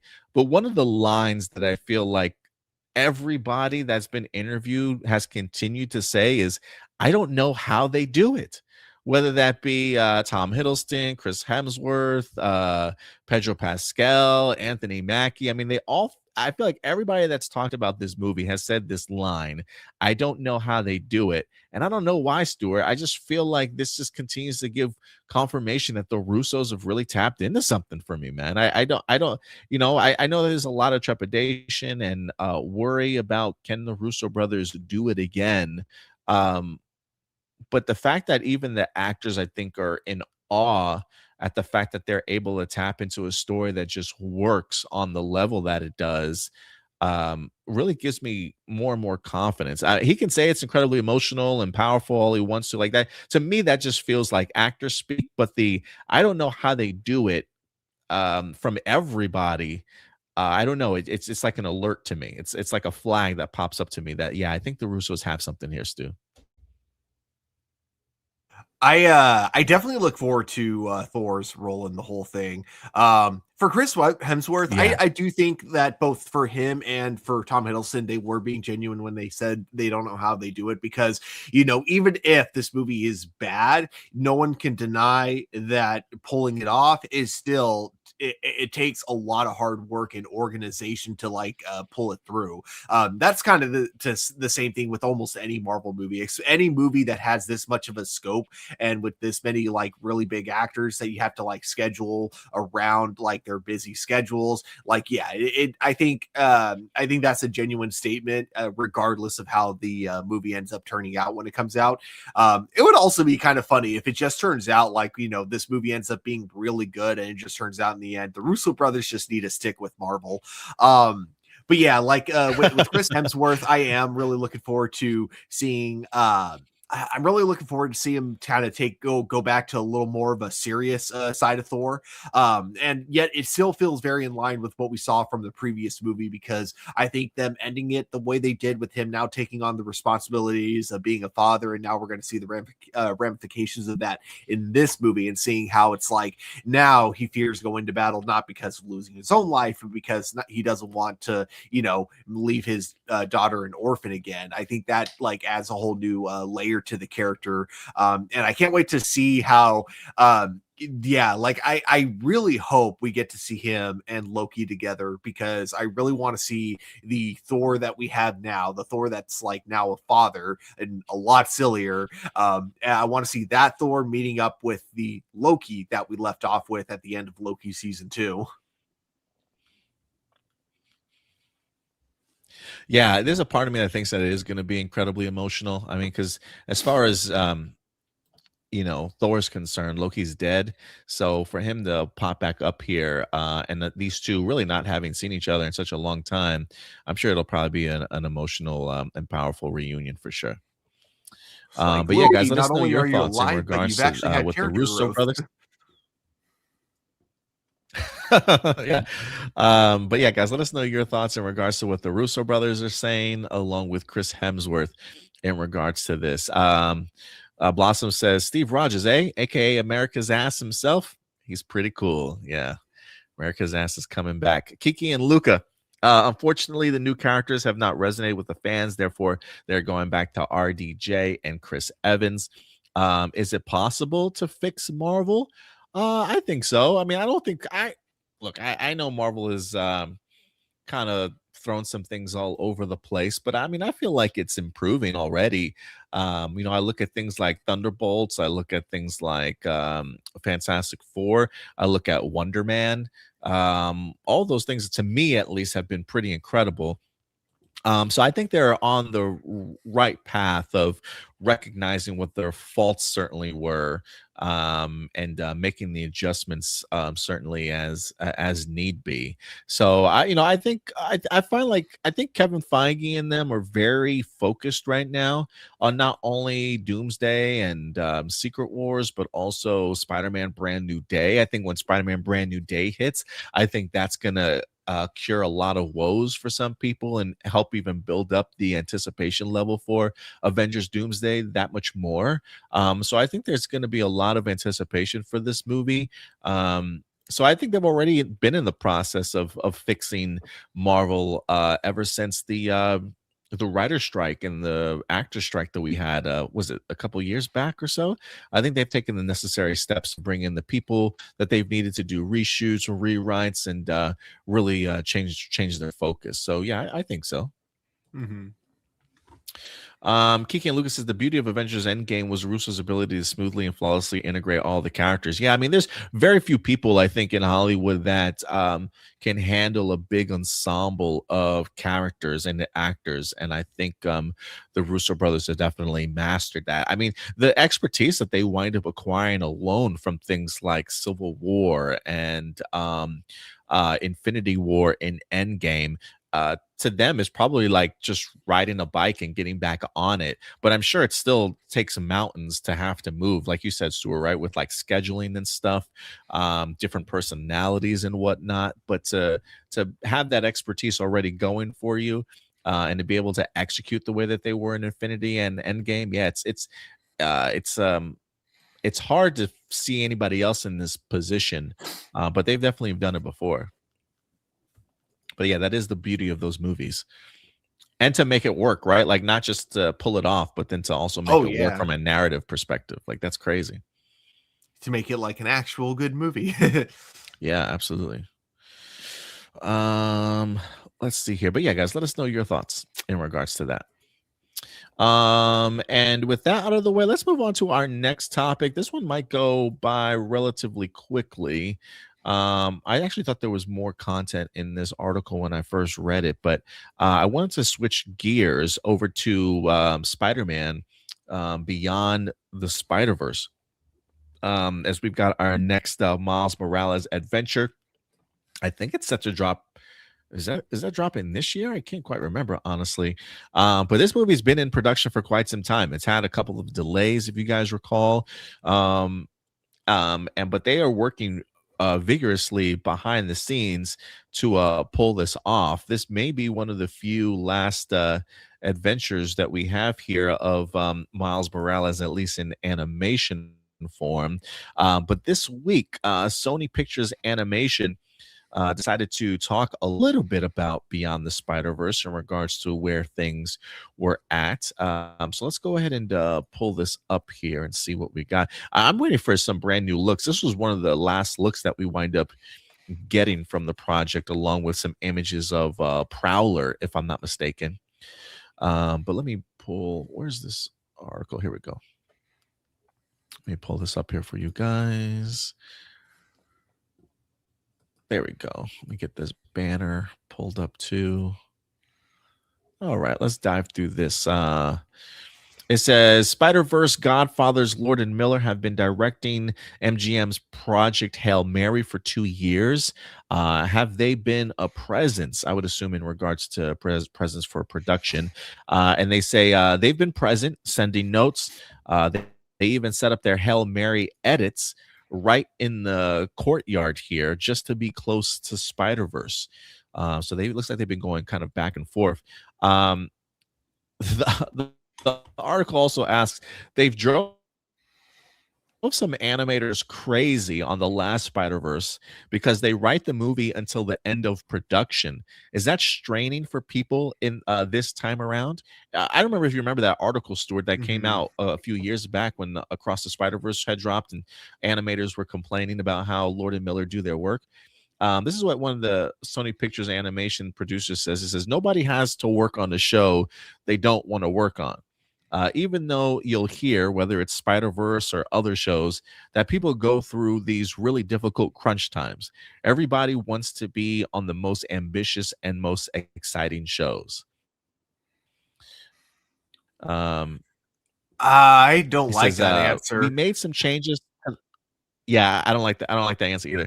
They also go on to say, we made some changes to the pipeline too. Not avoid, but Lord and Miller are always going to iterate late.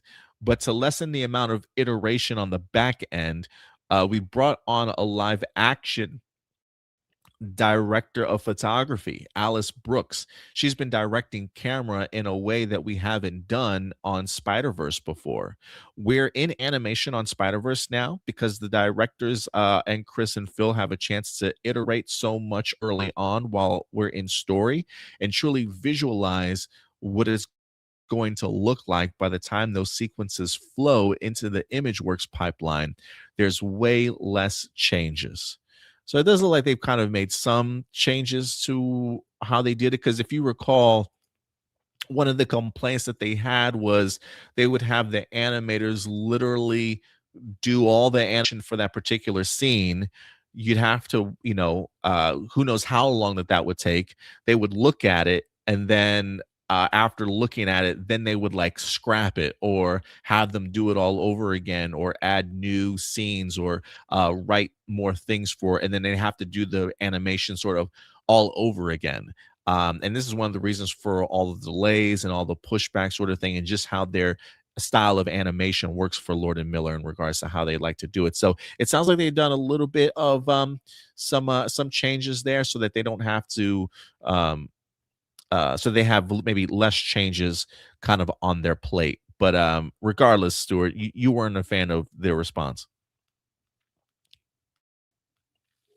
I always forget I'm muted. Yeah, no, I wasn't a fan of that response because it's like, yeah, I'm sure a lot of people want to work for like a certain company.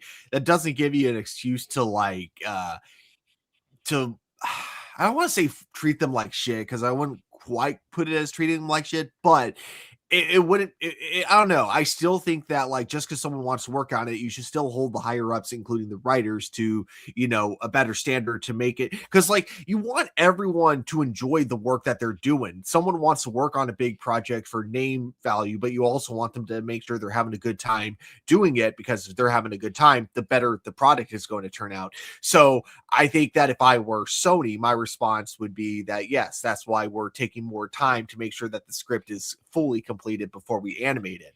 I do find it weird that they, start animating before the script is even completing. Like in the case of this movie, I think it actually, worked out for the better, but I would put this movie as like the exception, not the rule. I think that oftentimes if you kind of work on the production of a movie before like everything's complete, the movie ends up being a complete mess. This was an exception. I thought, because obviously the Spider-Man Beyond the Spider-Verse movies are incredible. But I think that the smarter approach would be, hey, how about we give Lord Miller more time to actually complete the script, and then we start having the animators work on it. Like, obviously, I know there are some things that you can work on before you have a fully realized script that, that totally makes sense. But I don't know, like, trying to have them completely like do the ending like weeks before it comes to theaters, like that's a bit too much. Yeah, this seems like a little bit of a stretch to me. Like I don't I really don't like the way that this animation stuff is executed on their behalf, but they definitely make it work. But yeah, like you said, it's definitely not the norm for sure. Mhm. What I do find interesting here in this scenario, this is we made some changes to the pipeline because Lord and Miller are always going to iterate late, but to lessen the amount of iteration on the back end, it says we brought on a live action director of photography, Alice Brooks. She's been directing camera in a way that we hadn't done on Spider-Verse before. Um, this line fascinates me, Stuart. And look, I've never made animation in my life whatsoever, so I don't know the impact of having a live action director of photography working at maybe perspective in regards to like the shots, the angles that you are trying to achieve. Maybe they're a little bit harder from an animation standpoint, but I think if you're also going to bring in a live action photography, to me that seems like, hey, we're filming live action pieces in here. Like Mhm. how we incorporate maybe live action and animation together. Like maybe it's a little bit of a um uh Who Framed Roger Rabbit sort of vibes or something like that, or like a Detective Pikachu type of vibes in regards to balancing live action with animation in here. But I think this tidbit of her coming on board continues to solidify the theory that I think we've been talking about here for the longest time since Beyond the Spider-Verse was announced, about the idea like if we're ever going to get a live action Miles Morales, this is the opportunity to do so in regards to taking him from his animated world and maybe bringing him into sort of this live action world. So I do think that there probably will be a live action segment to Beyond the Spider-Verse at some point in time. Whether or not that's going to be sort of the final tail end of the movie itself, where Miles actually is brought into this world, or it's a kind of a like I said, a who framed Roger Rabbit moment, and they just happen to go into a universe that's half live action, half animation. But I'm Miles Morales in some form or fashion is going to be in live action in this movie. Even haven't heard anything in regards to like casting or tryouts, even though Caleb from Stranger Things has been posting these acrobatic and gymnastic videos of him doing flips and stuff. And so people are all already on board of like him possibly being Miles Morales. I haven't heard anything in regards to casting for a live action Miles for this movie.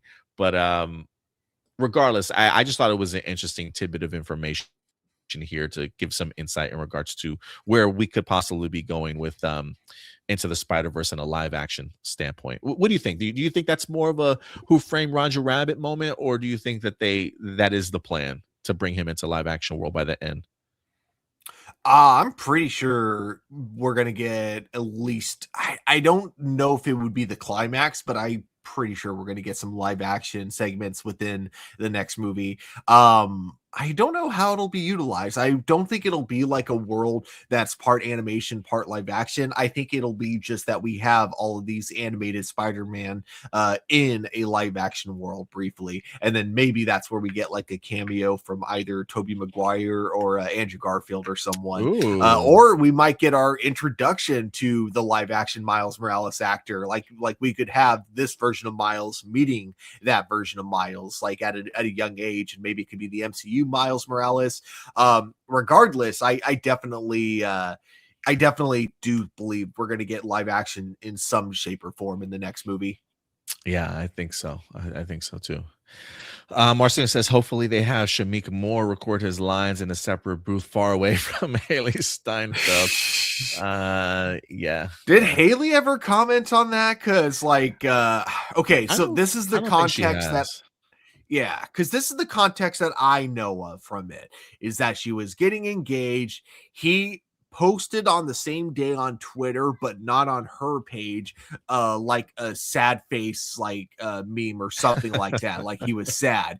And I think people just put that together. But again, I don't know. That's the only part of the story that I know. So if there's any more to it, I guess let us Well, know in the comments. But yeah. I've seen a culmination a video that somebody posted on YouTube of like moments of Shamik Moore like being not creepy, but like like hinting that he likes her and stuff. Like, so they've put together like interviews that they've had together and how he like looks at her and some of the things that he says to her, like on a sly level that I'm like, eesh, like flirty, but trying to be professional, but also flirty, and then seeing like some of her reactions.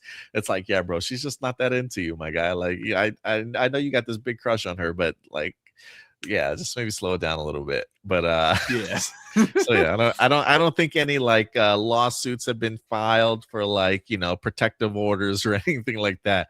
But we'll see how it goes. But yeah, Shamik, just give it up, man. Just leave it alone. But yeah, guys, let us know your thoughts in regards to Beyond the Spider-Verse, still currently in development. I don't even know when the release date for that movie is, Stu. Can you look that up real quick? Is there a release date Do they given even yet? have one yet? Yeah. I remember 2 years ago I put it on my top 5 most anticipated movies because I actually thought it was coming Like, Stu, out. I don't think it's coming out this year, bro. It was scheduled to, and then they delayed it by like 2 years. Because I think that was like 2024 or something like that. Because right now it's June 18th, 2027.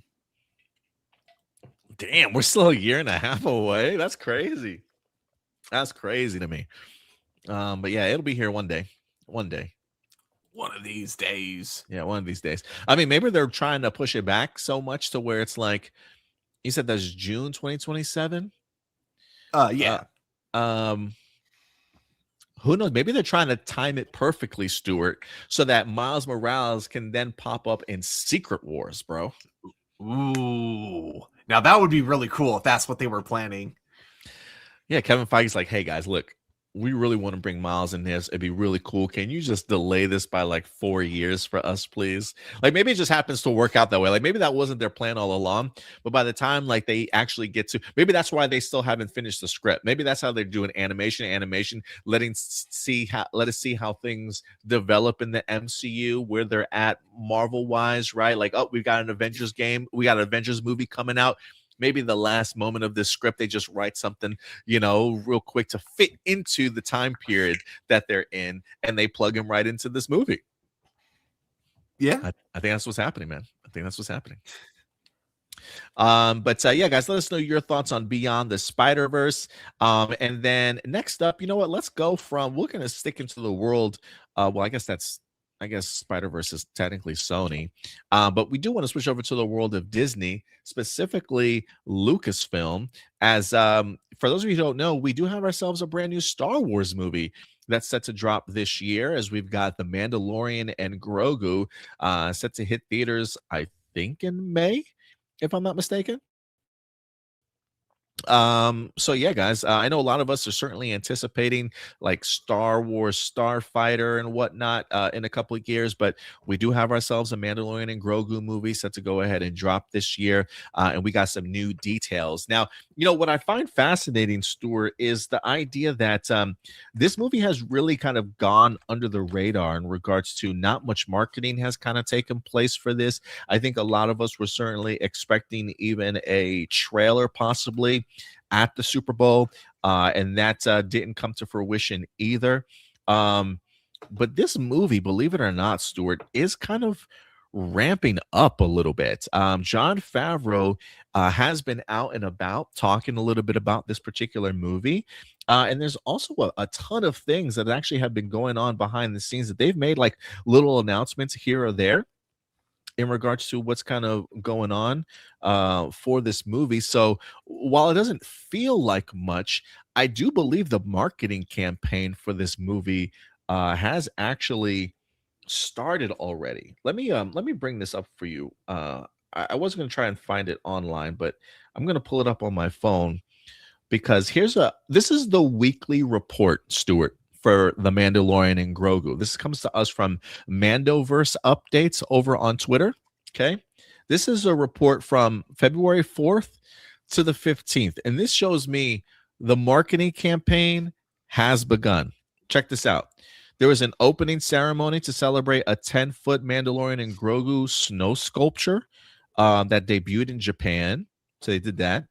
There's a junior novelization that technically has been announced this week that's arriving in November 17th of this year. We did have a brief little TV spot for The Mandalorian and Grogu that dropped at Super Bowl. It wasn't the full-on trailer, but we did get that, kind of inspired from like the Budweiser and truck commercials of the past. They're launching a new campaign, Disney Blockbuster Season, which will begin with Mandalorian and Grogu for a huge merchandise push. There's also, they just announced a new Lego set for The Mandalorian and Grogu. Funko Pops for The Mandalorian and Grogu have already been revealed. The Mandalorian toy line was also revealed at New York Toy Fair. And they also went ahead and revealed the vintage line and the Black Series line for The Mandalorian and Grogu. And they also mentioned that a new trailer for The Mandalorian and Grogu is coming out very, very soon. So we might have a trailer here maybe sometime this week. They didn't take full advantage of Super Bowl, but we may have ourselves something here this week. All the stuff I just announced, Stuart, was announced within that week of February 4th through the 15th. So if you ask me, subtly, but I do think the marketing campaign for this has certainly taken off, especially in the form of toy lines. So I think it goes to show that they really are kind of tapping into the kid aspect of this movie, along with longtime Star Wars fans, because they do have some more of adult line kind of toys, if you will, for Mandalorian and Grogu. So Jon Favreau's making his rounds this week, man. Yeah.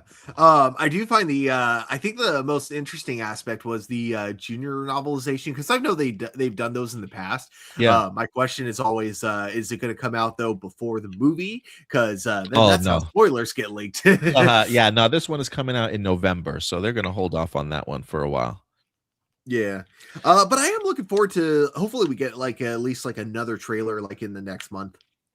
I hope so. When they say very soon, I'm always under the impression that like by the time we get off the show, something will have dropped on a Sunday afternoon somewhere, or maybe even a Monday morning. It would be nice if it dropped next week. I'm not going to hold my breath, but this movie comes out in May.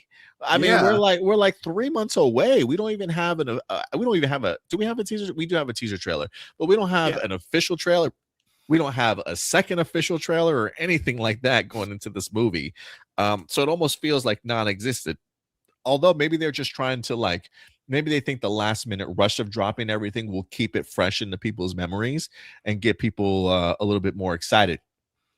But this week, Jon Favreau was talking about the movie a little bit, and I thought we should talk about it, Stuart, because I am kind of curious as to where the anticipation level is for some people when it comes to this movie. If this is a Star Wars movie that they're just kind of forgotten about, or the idea that it's just like, this is just a television show on the big screen sort of thing, maybe not that excited for it. But Jon Favreau reveals the difference between making Star Wars for TV and movies. So let's talk about this. This is speaking at a new Disney special event attended by Polygon to kick off the new lineup of the Mandalorian and Grogu toys and merchandise. Favreau reflected on the many ways he had to crank things up to a directing the movie. With Star Wars, to execute at that tech level. So the challenge becomes, okay, we presented a cinematic experience on the small screen, which I think is important to point out. We have to up our game now to the movie theater. That means taller aspect ratios for IMAX, building sets that take full advantage of that, making the visual effects of the quality and caliber that we have to notch everything up, and then the storytelling as well. The biggest challenge, however, is simply creating a Star Wars story that can keep fans engaged for about 2 hours. This is what he says. He says that adventure has to fill up the screen and has to be something at this moment in time when so much is competing for attention that you're going to stop what you're doing and you're going to go to a movie theater and you're going to sit down in that movie theater and you're not going to be able to pause it and you're not going to be able to eat the food out of your refrigerator. You have to have such a good experience that you say, this is worth my time. Let's go again. I want to bring you. You should go see it. When asked if there's anything he could reveal about the movie's plot, Favreau also offered up a few details. There's some stuff that people may have gotten clues to. He's in a Razor Crest now, which is the ship that he originally had. He's in the same model of ship. Grogu has leveled up a bit. We saw that he trained with Luke and time has passed. So he's got a little bit of the Jedi influence. And then there's also an apprentice Mandalorian. So now it's time for Dad to bring him on adventures. And pretty soon there will be a few more clues out there in the world. So he's really hinting at the idea that, Grogu has certainly leveled up since the last time that we've seen him. He's got that more Jedi influence, but also being a Mandalorian apprentice. And what that type of adventure might certainly hold for the both of them. But really recognizing the aspect of having to up the game for a Mandalorian movie compared to the television series itself, Stu. I think you're on mute, but you hear all this. I definitely would love to know your perspective, whether that be on the story details or really how Jon Favreau is approaching Star Wars TV to movies here. Yeah, I think it's okay. So it's good that he's at least kind of like addressing the concern, because that was kind of like what I had, and it was less because it was the Mandalorian that was going to the big screen. It was more just because I think just from the clips that we saw, because we didn't get to see much of it, and because the Mandalorian, for what it is, looks kind of incredible as a TV show. I didn't see as big of a jump as I was kind of hoping to see from that trailer, but hearing that they kind of know that that's like a concern that people had kind of it gives me hope that there's more to it that they're just not showing us. It also makes me wonder, because of how much stuff that they're not showing us, like how big is the story going to be in this movie, and doesn't involve like certain things that they're trying to keep like hush hush about, like at the moment, because we know currently going on in the universe, Thrawn is basically back, and so I'm wondering if that like plays a part into the movie at all. But yeah, so there's that. And sorry, what was the other thing you asked me? Just about the storyline details, and then just his point of view of bringing this show to movie. Yeah, so I think bringing back the Razor Crest is definitely cool, because as much as I really liked the nod to I forgot what it was called, but the ship that he used in the Naboo Starfighter. Yeah, the Naboo Starfighter. I love that callback to the prequels. But it just didn't seem practical for the type of ship that he was looking for. Because I think that what worked about the Razor Crest is that it was kind of like the Firefly ship Serenity, where it was like it was efficient, but you also had plenty of room for storage. So it's like if you needed to do long-term traveling, you were good. And plus, it's just like when he had like Grogu with him, it kind of seemed like the perfect kind of place to kind of let Grogu run around and play while he focused on flying the ship and that kind of stuff. So it's cool that they're going back to the Razor Crest. I kind of preferred that. And I'm trying to think what else. So like with everything we know so far, which is very little, I think the problem is that the less they tell us, the more I think I end up expecting. You said the more that the less they tell us, the more you expect. What you say? Yeah, so that's why I'm like, I hope they either give us more information or show us more in the next trailer, or I hope this movie ends up, or my expectations for this movie might end up being unreasonably high. No, I get you there. Kiki and Luca with some comments saying Mando Super Bowl was widely panned. Can't believe they didn't give us a short trailer. $8 million for that Super Bowl spot. Whoever greenlit that Super Bowl spot should be fired, in my opinion. I kind of agree with you. I kind of agree with you. I get like, if that's something that you want to release online as like a, hey guys, to celebrate Super Bowl, this is what we kind of put together. Like, that's cool. But to kind of spend that money on a legit commercial, like if you're gonna put that type of money towards a commercial, please put that towards a trailer spot. Like it really was underwhelming. Like I appreciate what they were attempting to go for, but that's not a Super Bowl spot moment. Like that's just you drop that on Twitter just randomly as the Super Bowl is going on, type of thing. But yeah, I am surprised we didn't get ourselves a trailer, because it's like I get the idea of like it's $8 million for a television spot. I mean, maybe I was going to say maybe they felt they could just drop it randomly and get as many views, which I think is ridiculous to even think about. But it is one of those things where it's like, so you don't do it for the Super Bowl, but you're just going to do it for a Tuesday like that. Like that just, it don't make no sense to me in regards to you needing to build up a level of awareness that this movie is coming out. And when the Super Bowl got like 130 something million views, I think $8 million is worth it to let people know, like, hey, the Mandalorian and them are actually has a movie coming out this year. So I am really surprised that they didn't find value in that. In regards to I'm very curious, because it feels like it would have been cheaper and it would have gotten more excited for them to just post a trailer, but instead they end up spending, you said $10 million on this. $8 million. $8 million, yeah, on like just a quick like spot of just like, see, because those were definitely CG, right? The tauntauns, the tauntauns, yeah. So you just like spend $8 million on CG tauntauns in a scene that's not even in the movie, just to remind us that the movie is still there. It's like a simple image, Mandalorian, could have reminded us that the movie is still coming, or just taking footage you already have and putting it into a new trailer that also could have been done for less than $8 million. Yeah, it's head scratching, man. It's head scratching. I am kind of curious as to what happened to this person, if they did get fired or whatever, but we'll see. We'll find out. But I will say I did like this article for a couple of reasons.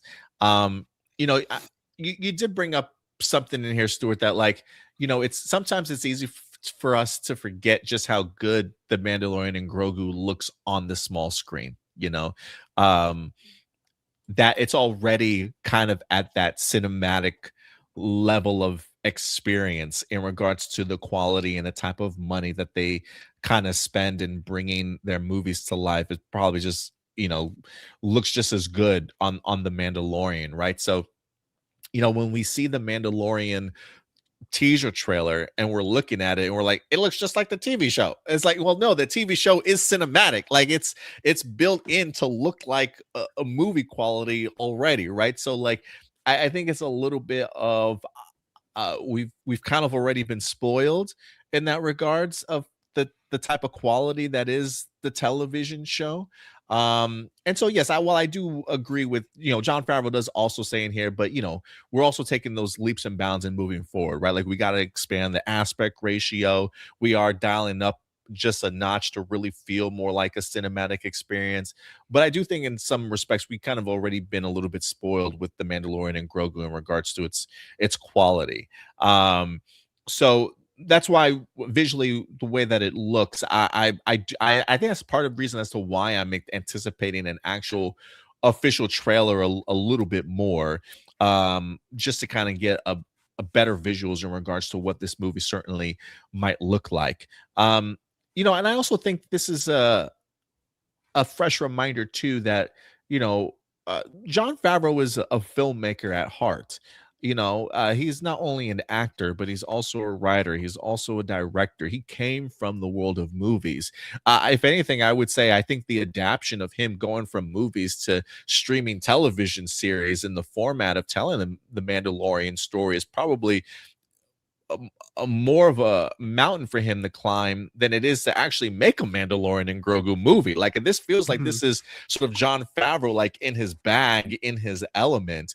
So when he talks about having designed bigger set pieces and stuff, and camera works and movements and stuff, like this is all part of what it is that Jon Favreau knows how to do. Like the Mandalorian and Grogu is probably him reeling back a little bit in regards to how, you know, the form of his storytelling, how he tells, how he builds his character arcs over television compared to being in film. And so, it's not lost on me just because I've been spoiled by 3 seasons of Jon Favreau working on television. There is a significant difference of making television compared to movies. And if there's any aspect of what Jon Favreau knows how to do well, it's make movies. I mean, this guy has he's made classics before. He's made solid films before, and I think he understands what's needed of him and the Mandalorian and Grogu to separate itself from just, oh, this is just another television show on the big screen. But I think in order for him to make people aware of that, we do need a big trailer.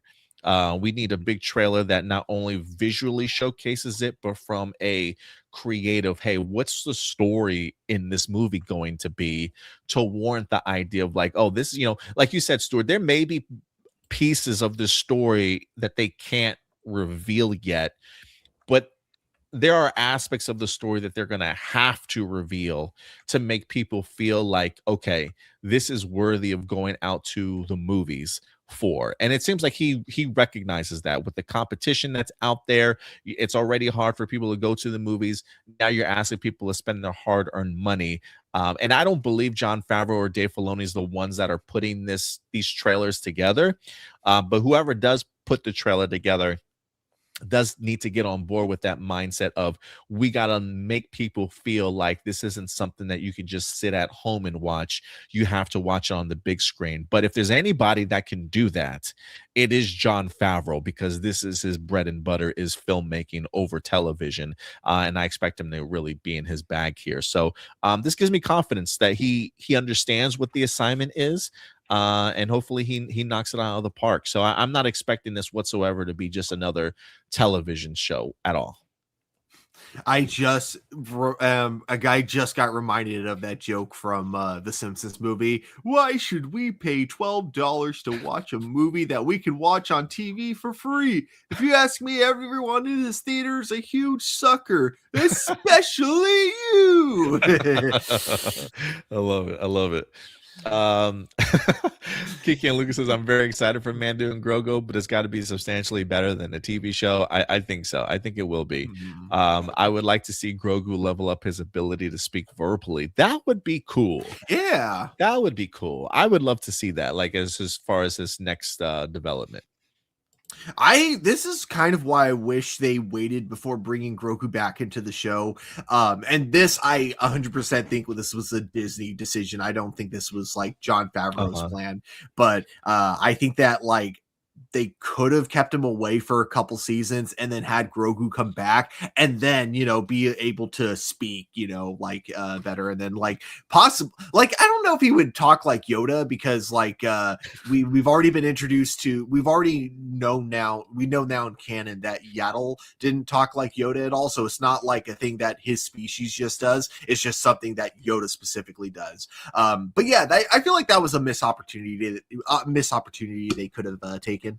Well, I think Jon Favreau in one of these interviews did talk about the idea like time has passed since specifically the Luke Skywalker training elements of things, which I think was really quickly skimmed over. And which is why I agree with you in the sense, I don't necessarily know if that was always Dave Filoni and Jon Favreau's plan, so much as Disney's like, hey, he's such a big seller, like we need to force him into everything once again. And so that element of time away and training and becoming, Luke's apprentice for a short period of time, or at least, learning more about the Force, all that stuff happened in like 1 or 2 episodes. And the time lapse doesn't feel very far.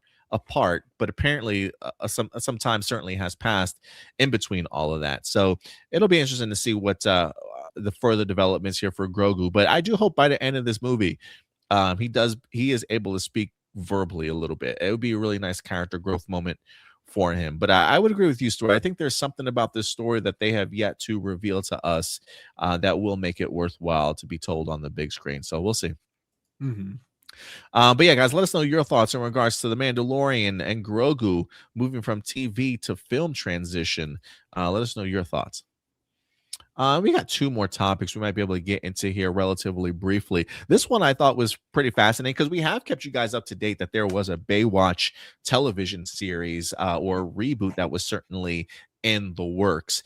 This week we got further development as casting has been revealed for this one. And Stuart, I did not see this one coming, but I'm so glad that this man has landed another job. Stephen Amell, ladies and gentlemen, has officially been cast in the Baywatch reboot. According to Deadline, he's been cast as Hobby in Fox's Baywatch reboot. Let me go ahead and bring up this article here for you guys as we take down Stephen Amell's lovely face. I hope he's still doing those salmon ladders, bruh, because he's gonna need it. I wonder if they'll bring in a salmon ladder on set, like just for him. It's a necessity, man. Again, this is from deadline.com. Let me go ahead and bring this up here. Bring this banner up too.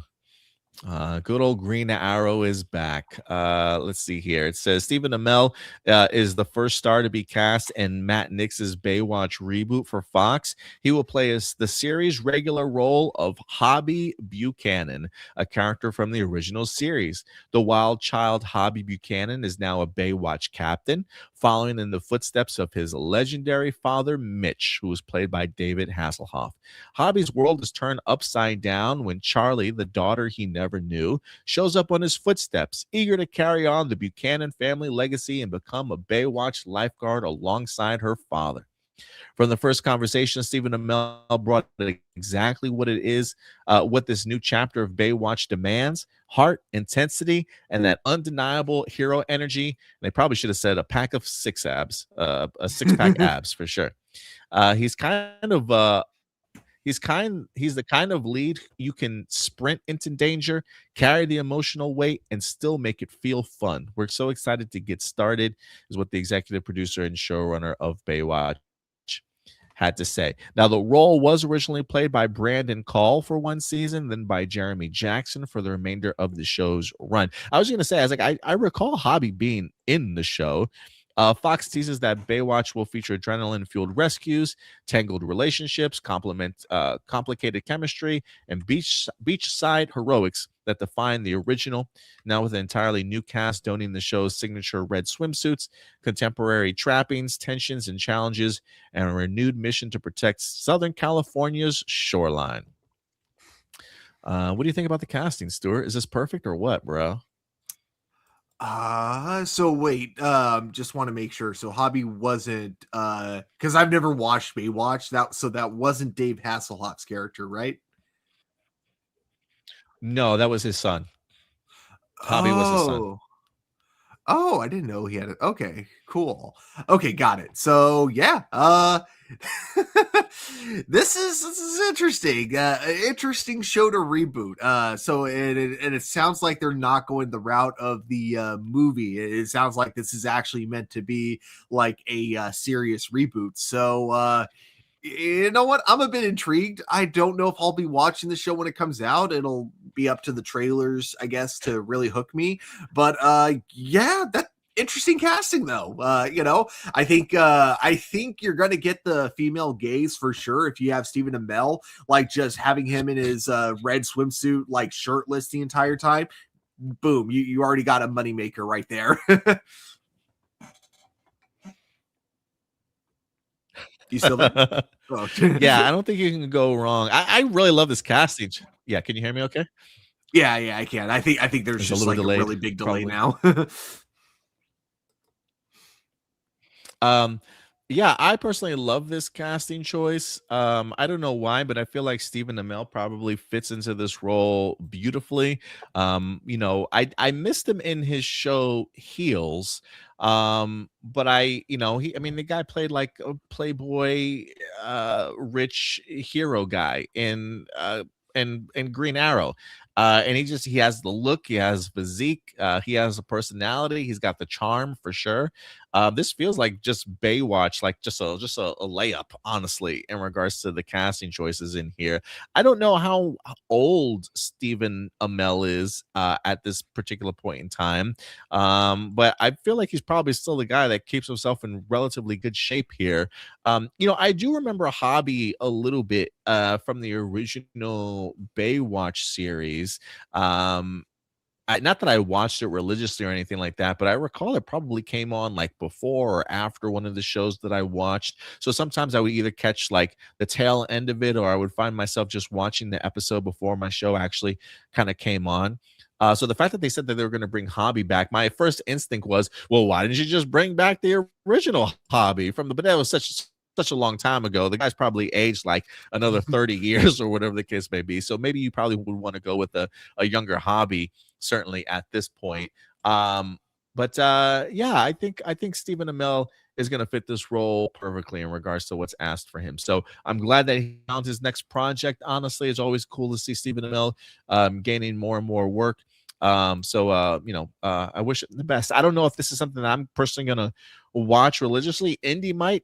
I know Indy's a big just a Mel in general, whether that be Steven or his brother fan. So maybe Indy certainly might watch it. Maybe I'll check out, like you said, the first couple of trailers, maybe the first episode, see how it goes. I will be kind of curious to see who the rest of the cast is that they're going to be bringing together, as this is the first big announcement, as he's going to be playing the lead role in here. Who his daughter's going to be. If you guys like drama, if you like the tension of complicated relationships and just fantastic bodies, this might be for you. But yeah, man. So I thought this was an interesting casting choice, a perfect casting choice, if you ask me.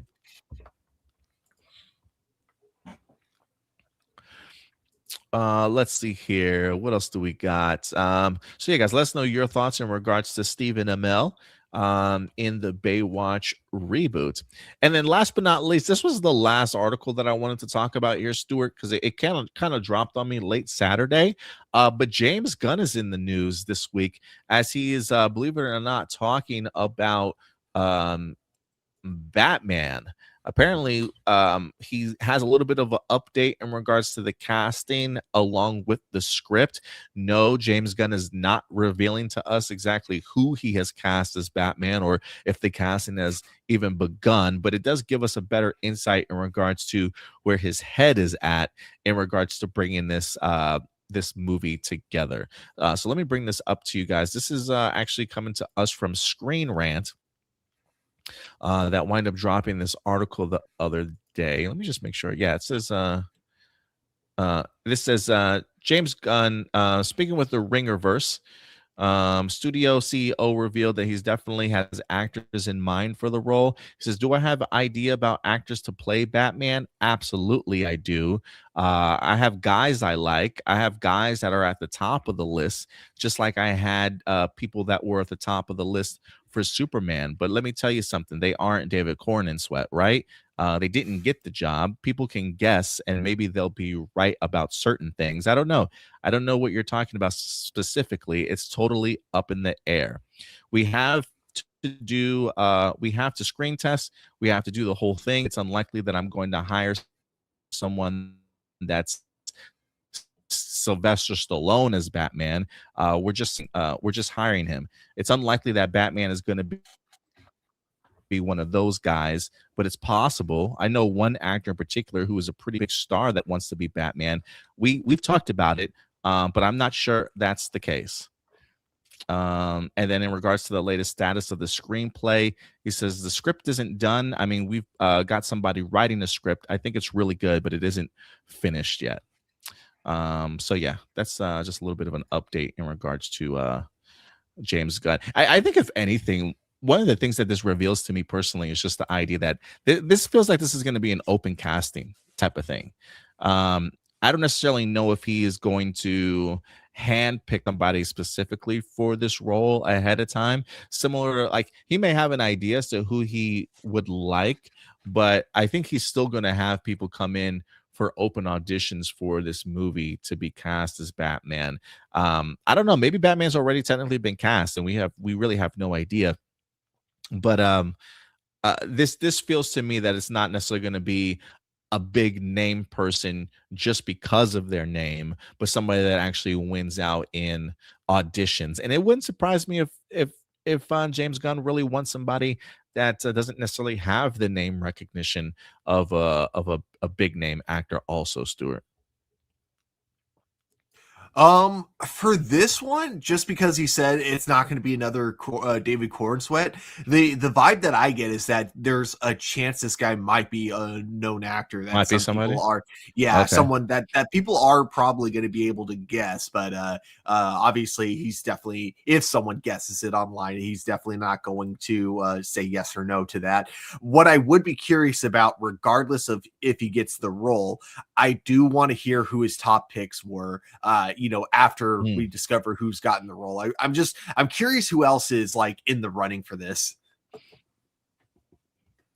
Yeah, I remember Jake Gyllenhaal's name being thrown out there. I wonder if that's who he was referring to. I know Alan Rickson's name was already thrown out there, but he's already had a conversation with James Gunn about that not certainly happening. So I am curious if that's who he's been naming also. But yeah, I would like to find out like what his short list certainly is.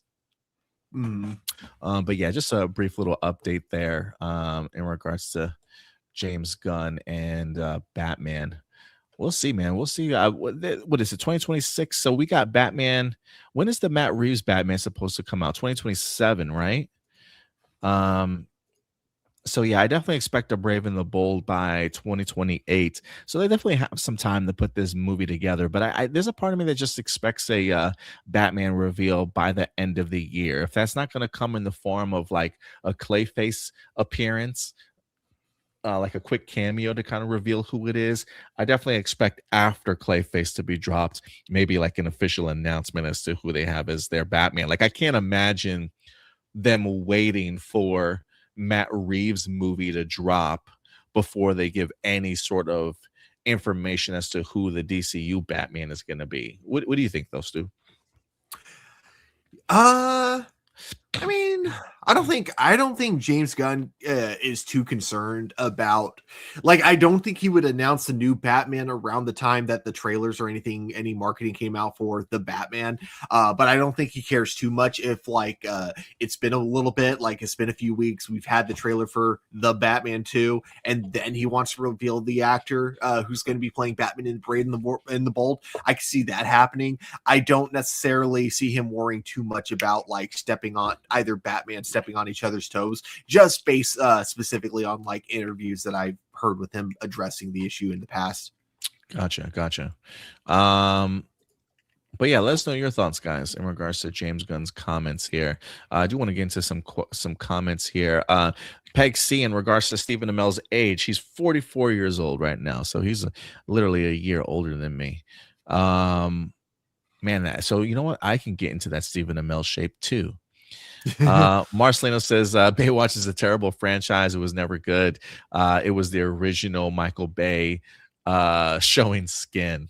Baywatch sucks. So we clearly don't have a Baywatch fan there in Marcelino.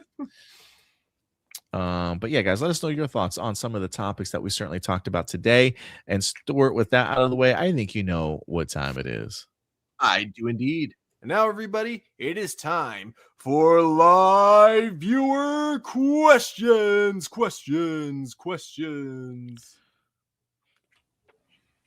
All right. And while you queue up the questions, I will be right back. So we got some live viewer questions here. If you guys ever want to submit a live viewer question over, how do you do so? Well, I will show you guys right now. Every Saturday or Saturday afternoon or Saturday evening, I will go ahead and post a live viewer question post. just go over to our YouTube channel, as you see right here. Click on this post tab, and voila, live viewer questions. We got 12 comments here. I'll sort some of these out, and I'll tackle some of these comments while Stuart is gone.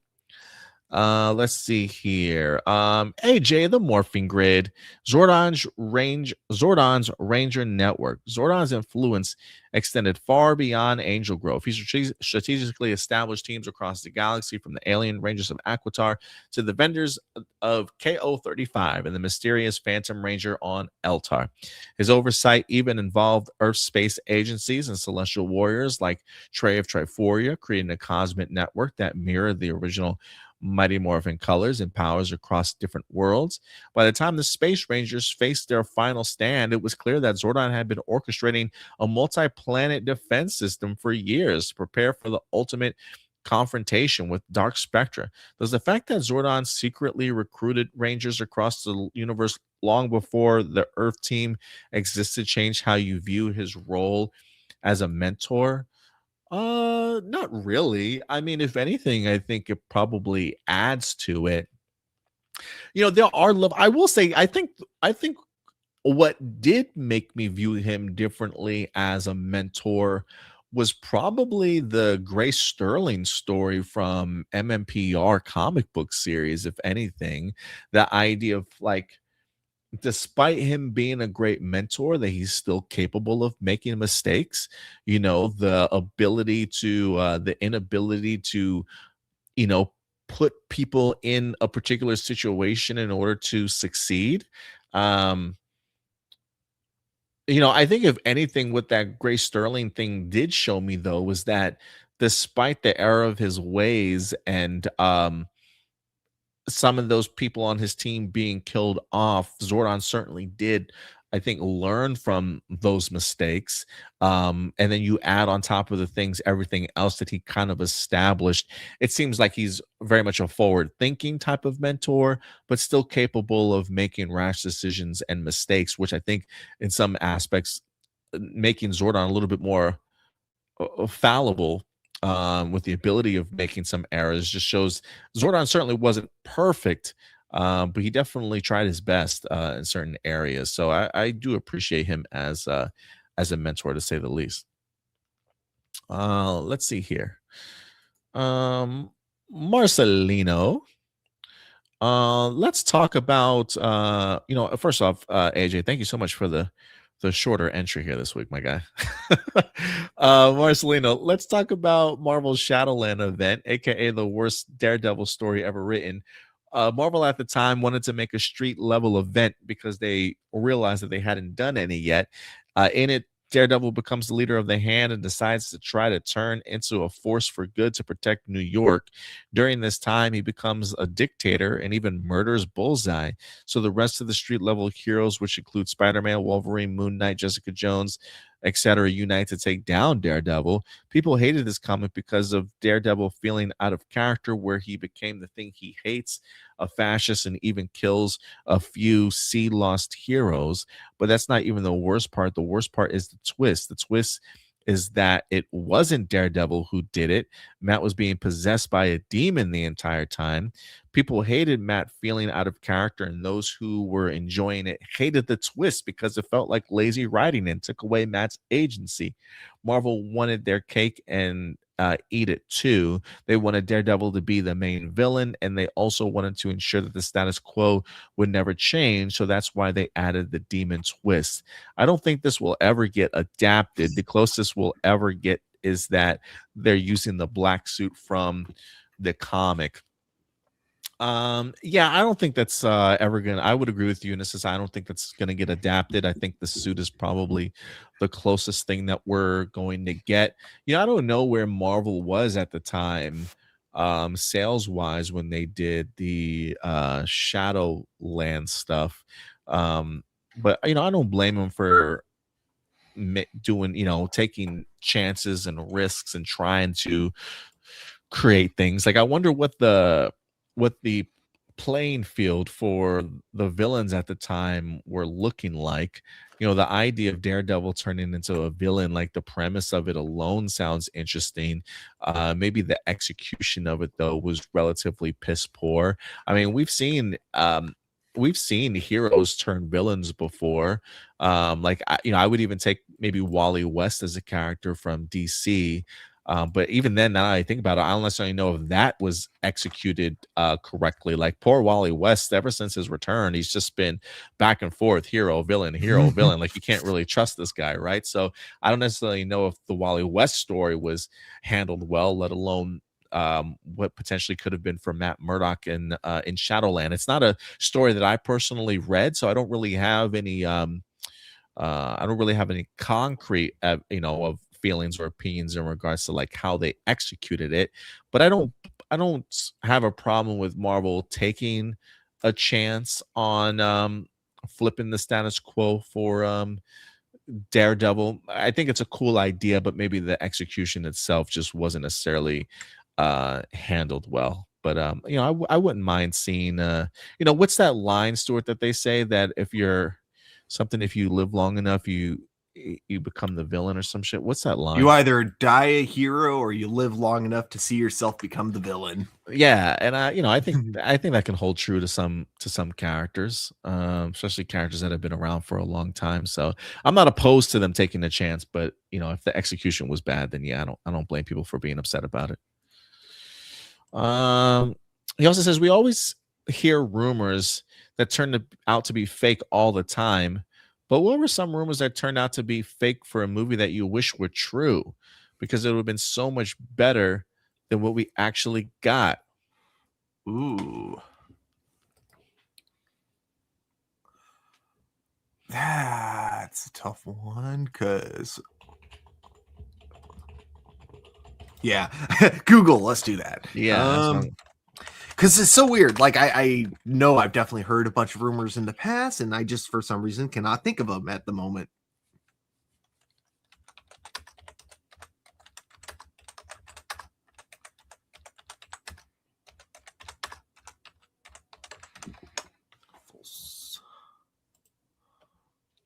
Man, I ain't seeing shit that really pops out at me. Rumors. Some rumors that turn out to be fake for a movie that you wish were true because it would have been so much better than what we actually got.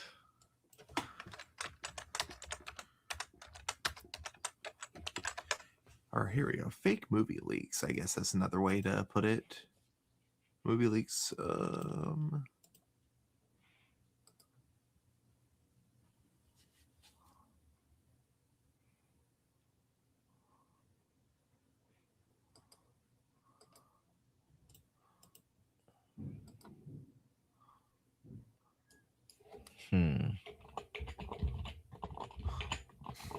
You know what I thought would have ended up on this list?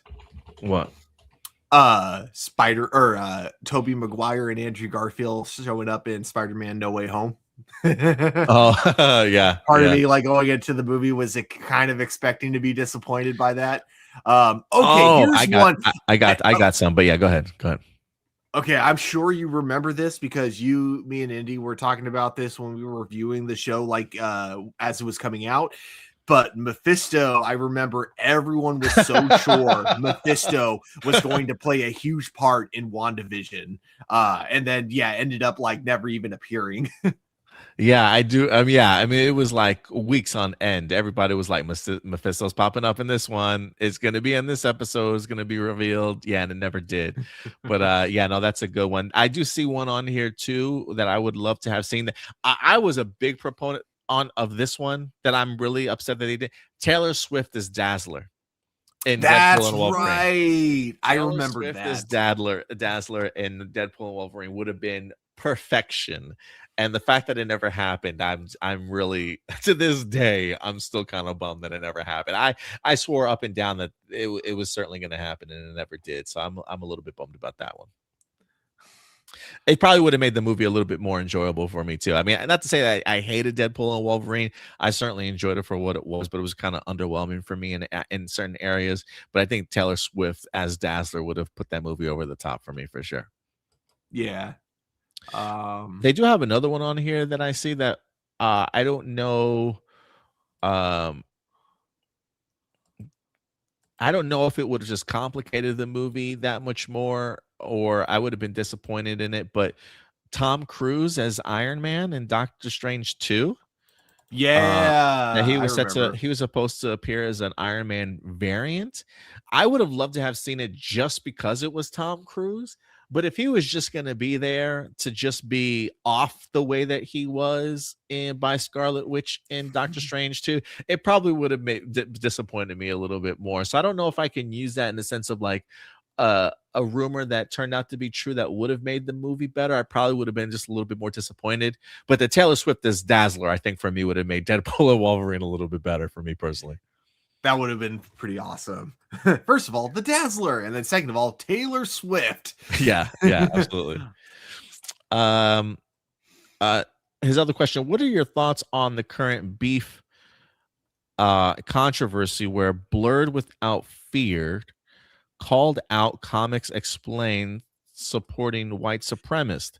I was wondering if this freaking question was, or if someone was going to ask something about Comics Explained, because I'd only just started hearing about this kind of stuff recently.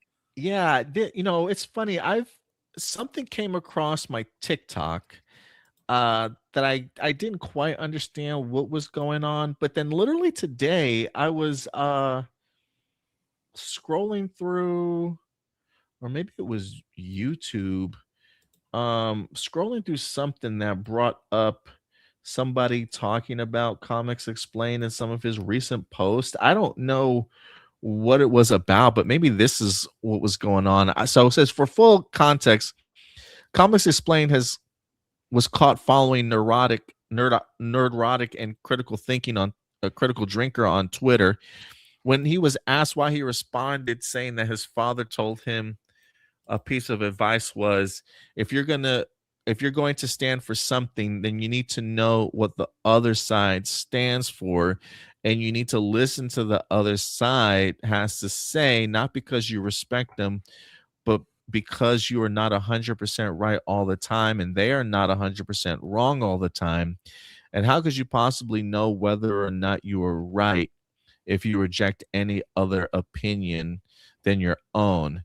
I don't like or respect nerdrotic or critical drinker, but it's entirely possible that they have an opinion that actually changes and gives me reason to rethink my own viewpoints.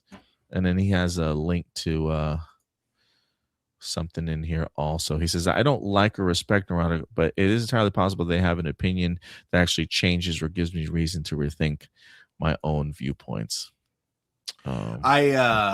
So like it was that, and then his comment on Milestone that like irked people the wrong way. Actually, I am curious to hear your thoughts. So he was asked why he doesn't review Milestone comics more, and I might be phrasing this wrong, but I think he specifically said he didn't want to be a mouthpiece for black politics, and that's what irked people the wrong way. What? Like, I think it's weird because I think you can, like, if you don't want to be like a mouthpiece for politics, I think you can still talk about media, without like getting into like, because he's never like, I've never really even thought about his political opinions when watching his videos. No, he never talks about politics, like, not that I can remember anyway. It's like, not in the videos I remember watching. He doesn't usually talk too much about politics. So, but I don't know, maybe it's because Milestone comic books can be political at times, but I don't know. It felt like a weird response. Again, I didn't really have an opinion on it one way or another. The only thing that I felt was sus for Comic Book Explained, to my opinion, is him following Nerdrotic and Critical Drinker, and his excuse, like, I get where he's coming from in the sense of, yes, you definitely always want to know what the other side is saying, for sure. But to me, I also think you can get those other perspectives without following them. Like, I'm always listening to what Donald Trump and like all the people at the White House are saying. I don't follow any of them on social media, but like I have other ways of listening to what they're saying. So I don't know. That's the only reason I didn't like that answer that he gave too much. Yeah, bro. And no effect, no offense to him, but he's indicated that he's African American and he's a Black American. So I don't know why he wouldn't want to highlight milestone comic books in any way. I mean, that just seems like a piss poor, lazy answer to me. If that's his response. Marcelino did say he never got into milestone and never resonated with him. I mean, if that's his stance, that's fine. But the idea of like, if he did say he didn't want to get into politics, that's the reason why he didn't want to review milestone. I think that's a weak sauce complaint. I mean, I think you can still review milestone. I mean, granted, Marcelino has mentioned some of the milestone storylines are pretty heavy. But I'm sure he's explained a bunch of other comic books too that have probably had really heavy messages within them, and I'm sure that didn't excuse him from talking about those comic books. I mean, look, I this is from an outsider looking in, so I don't really know too much about what's happening here with these two, but I don't I guess for me, like you said, Stuart, right? Like, I don't necessarily feel like I have to follow somebody to understand what it is that they're thinking. Like, I don't follow Joe Rogan, and I know Mhm. where his mindset is at, right? Like, these people come up on my feed all the time that I don't follow, but I understand where they land because the clips and the videos that I have watched of them, especially in context, sort of reveals who they are. I don't need to follow them in order to understand that, unless my mindset is, oh, I'm going to listen to these guys and I'm going to take their opinions as valid. Uh I'm just not a both sides guy when it comes to racism and misogyny. Like, it's just Mhm. no excuse or you know um point of view that you can give that will make me think like, oh yeah, racism is right in this instance, or like, I just can't. I just maybe that's closed-minded of me and not giving people a fair shot, but I don't think everything needs to be a both sides issue. I just don't.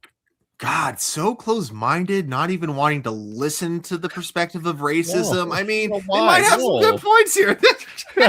Maybe I'm wrong on some things, maybe, what, maybe we should bring segregation back. Maybe, maybe women do belong in the kitchen. I mean, maybe we do have a lot of black people on TV. Like, why would I care? Like, no, that's so stupid. That's so dumb. Um, so Oh no, I my don't. gosh. Sorry. This is slightly off topic, but kind of related to that. It's been kind of blowing my mind. The amount of freaking grifters that are like jumping on Starfleet Academy, how that's become like the new popular show to hate. And it's just, there are so many things where it's like I can get it, when you reboot something and then you reboot it with a more diverse cast. I don't agree with people who go, oh, this is woke, they've ruined it. But it's like, okay, you're not wrong in the sense that the original version of this had a lot of white people and now they don't. But it's so weird seeing people do this with Star Trek, though, because like Star Trek, literally from the OG series in the 60s, yes, a lot of the crew members that you see in the background are white, like obviously, but the fact that you had a bridge crew where it was like almost like a good chunk of them were from a completely different ethnic background, and that was the original series, and that was something that Star Trek has kept throughout all of these years. And just now, and I know they were saying this about other Star Trek shows that came out before Starfleet Academy, but it's just the discourse has gotten so loud about Starfleet Academy being like, oh no, they've ruined Star Trek. Now there's, gay Klingons in this, and now there's fat fat people and people with glasses in Star Trek. And it's just like, yes, these have all been in Star Trek before. Yeah, it's just like, yeah, these things have already kind of been in place and established, that this is like the values that these shows are kind of built upon. Like, just because you've gotten old and miserable and fucking hateful in your life doesn't mean, like, the franchise hasn't changed. The franchise has been the same the entire time. Like, the only thing that's changed about it is like, it's just your perspective on how you take in the world. Like, none of these things have changed. That's why, like, when people are comic book fans, or people are, like you said, Star Trek fans or Star Wars fans that have been pushing the idea of feminism since Princess Leia times, and it's just like, bro, have you not been paying attention to anything that you've watched? Have you not comprehended like any of these concepts before? And so for these people to turn around and be hateful or misogynistic or racist and stuff, I'm like, you either have just become a shitty person in your life, or you just never really understood what it is that you were watching or reading the whole entire time. It's really sad, and people just taking advantage of it now to make money. It's kind of cringy. It's very cringy to me. But anyway, Alan, what's up, Alan? The film Battle of the Year follows a former b-boy coach who recruits a dream team of American dancers struggling to unite them amidst constant personal drama and heated arguments. Despite the high-stakes mission to reclaim the international title after 15 years, the movie was often criticized for its generic plot and lackluster acting performances. Have you seen Battle of the Year? If not, what do you think of the concept of a super group of b-boys being put together? And what are some of your favorite real-life dance crews that you've seen on TV? First off, Jabberwockies, Lay Twins. If you ever seen the Lay Twins, I'm trying to think of some other ones that have jumped other b-boy teams, but no, I haven't seen the movie at all. But that's okay. When it comes to dance movies, generic plot, lackluster acting performance, a must. I mean, it's almost a guaranteed. It's I love me some Step Up. I don't think I've only seen like the first 3 Step Up movies. Save the Last Dance. I'm not expecting any of these to win Academy Awards anytime soon, but the dancing, fire. So I may actually check out Battle of the Year if the dancing is good, to be honest with you. But yeah, maybe I'll check it out. One of those movies I never saw, but I saw the last 5 minutes of because it was playing at the Northgate Theater. And oftentimes when I had to clean a theater, I would just stand inside the theater waiting for it to end. And so that was one of the movies I know the ending of. But yeah, that's about it. Oh, so you know the ending of this movie? Battle of the Year. Oh, in 3D also? Oh yeah, I know this is trash. I know this movie's trash. Katie Lotz is in it though. Wait, is she a dancer? Oh shit, that's cool. Oh, yo, I gotta see this movie. First off, you got Katie Lotz in here, who's Black Canary. You got Josh Holloway, who was on Lost as Sawyer. You got Chris Brown in this movie. Dude, I gotta check this movie out. I mean, just in case if I ever get the opportunity to interview Katie Lotz one day, I want to be able to bring up this movie. So maybe I'll check out Battle of the Year. But yeah, you give me a dance movie, I'm there, Alan. Appreciate the question. Cars are my hobby. What's up, Cars? What do you think of Gran Turismo film, which cleverly blurs the lines between simulation and reality by showing the protagonist honing his skills on a PlayStation 5? It's a fascinating look at how digital mastery can translate to the physical track, but does the prominent inclusion of the console feel like a seamless part of John's journey, or just an over piece of product placement? I don't think I saw. Did I see this in movies? I don't think I saw this in the theater. But the premise of it fascinated me. I think it's based off of a true story too, if I'm not mistaken. Have you seen this movie at all, Stuart? Haven't seen it, but I do remember the trailers for it. And yeah, I believe it was based on a true story, which is what kind of shocked me about it. Yeah, I believe it was based off of a true story. So the idea of it just being overt piece of product placement, no, I think it's pivotal to the actual movie itself that they did that this actually kind of took place, that they had these tryouts and stuff and developed based off of the simulation, trying to get people into a car. Did I see this movie? I don't even remember, Stuart. Something wants to tell me I did see this movie, but I don't remember. If you didn't, you probably saw the trailer, which gave away like a good chunk of the movie. I think that's why I never saw it, because like I saw the trailer and it was one of those trailers that just tells you really everything you need to know. Yeah, maybe maybe I'm mistaking this for F1 right now. But yeah, maybe I just saw the trailer and I never got the opportunity to see this movie. Damn. But no, I don't think, just to answer your question, I don't think it's an overt piece of product placement. It was integral to the story. Peg C, during a panel moderated by Collider's Maggie Lovett, Hogue revealed that she had been approached to appear in The Last Ronin before it was unceremoniously shelved. Hogue revealed her involvement in the film. She expressed hope that the project might eventually be revived, as we will see. Yes, I've been approached and I'd be happy. It would be a great bookend for me. And maybe that happens. Maybe it doesn't. We'll see. She also went on to say she was emphatic in her praise of the comic series, calling it a wonderful story, and suggested Paramount executives who canceled the project didn't understand the fans of the property. Maybe need to go to a Comic-Con and spend some time with fans. What are your thoughts? Yeah, I did read this article. I would have loved to have had her back. I think she's absolutely right. I think it would have been a great sort of bookend for her career, along with just the story in general.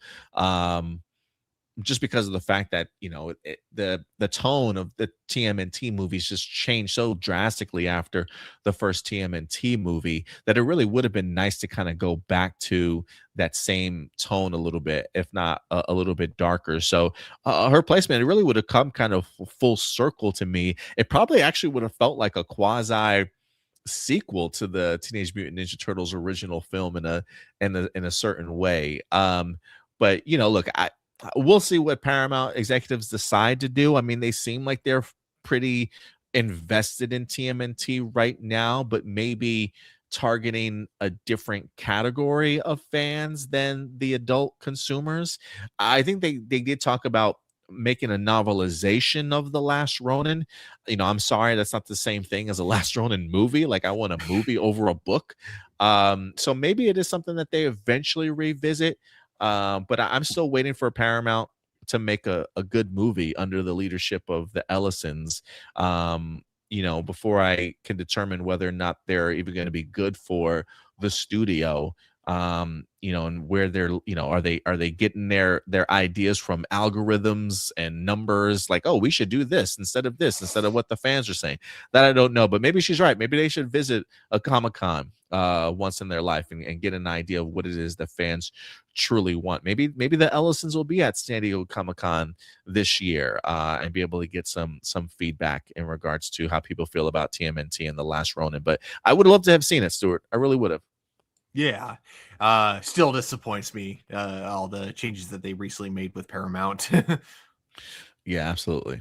Tubi, hey, look at this. Something you like, Stuart. Tubi is significantly expanding its animation library on March 1st.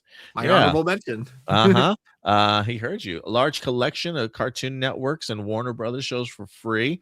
Ed, Edd and Eddy, Dexter's Laboratory, Ben 10, Codename Kids Next Door, Courage the Cowardly Dog. Man, I haven't heard Courage the Cowardly Dog in forever. Powerpuff Girls. What are your thoughts? I think it's cool, man. I think this, like, Tubi is becoming the Nick at Night for me. But for, whether that be television shows or animation, Tubi's becoming the new Nick at Night. Does anybody remember Nick at Night? Is Nick at Night still a thing?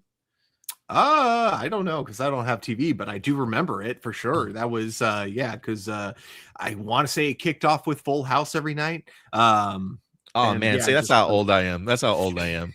Like, my shows were still like Dragnet, Get Smart, The Munsters.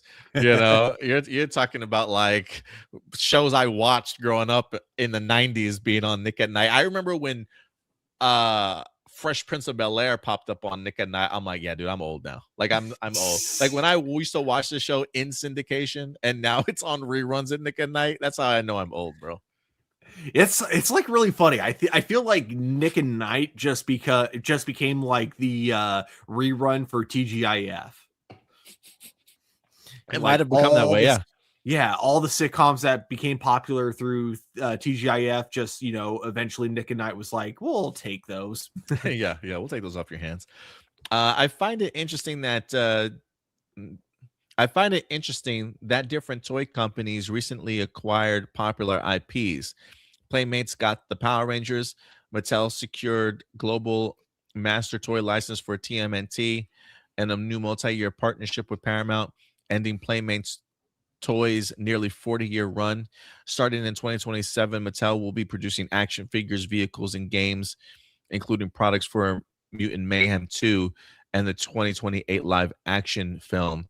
What are your thoughts? Doesn't Mattel also has Masters of the Universe, don't they? Yeah.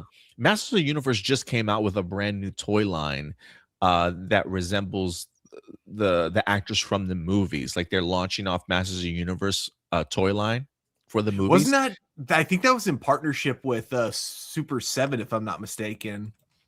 Maybe, I'm not sure, but they look fantastic. Like the marketing campaign for Masters of the Universe, I think is going to be brilliant, dude. I think a lot of people, I think it's going to be very family friendly, very kid friendly, but also like those that are big fans of the original cartoon and maybe the original movie. I don't know why, but I think the revealing of Masters of the Universe toys at this point in time, I think is brilliant. It's kind of like what Superman did leading into the Superman movie when there was a ton of toys out there and stuff and product. I think it's just going to build enthusiasm for Masters of the Universe here, but maybe that's something they're going to be doing with TMNT and Playmates, hopefully with Power Rangers before the Power Rangers series releases.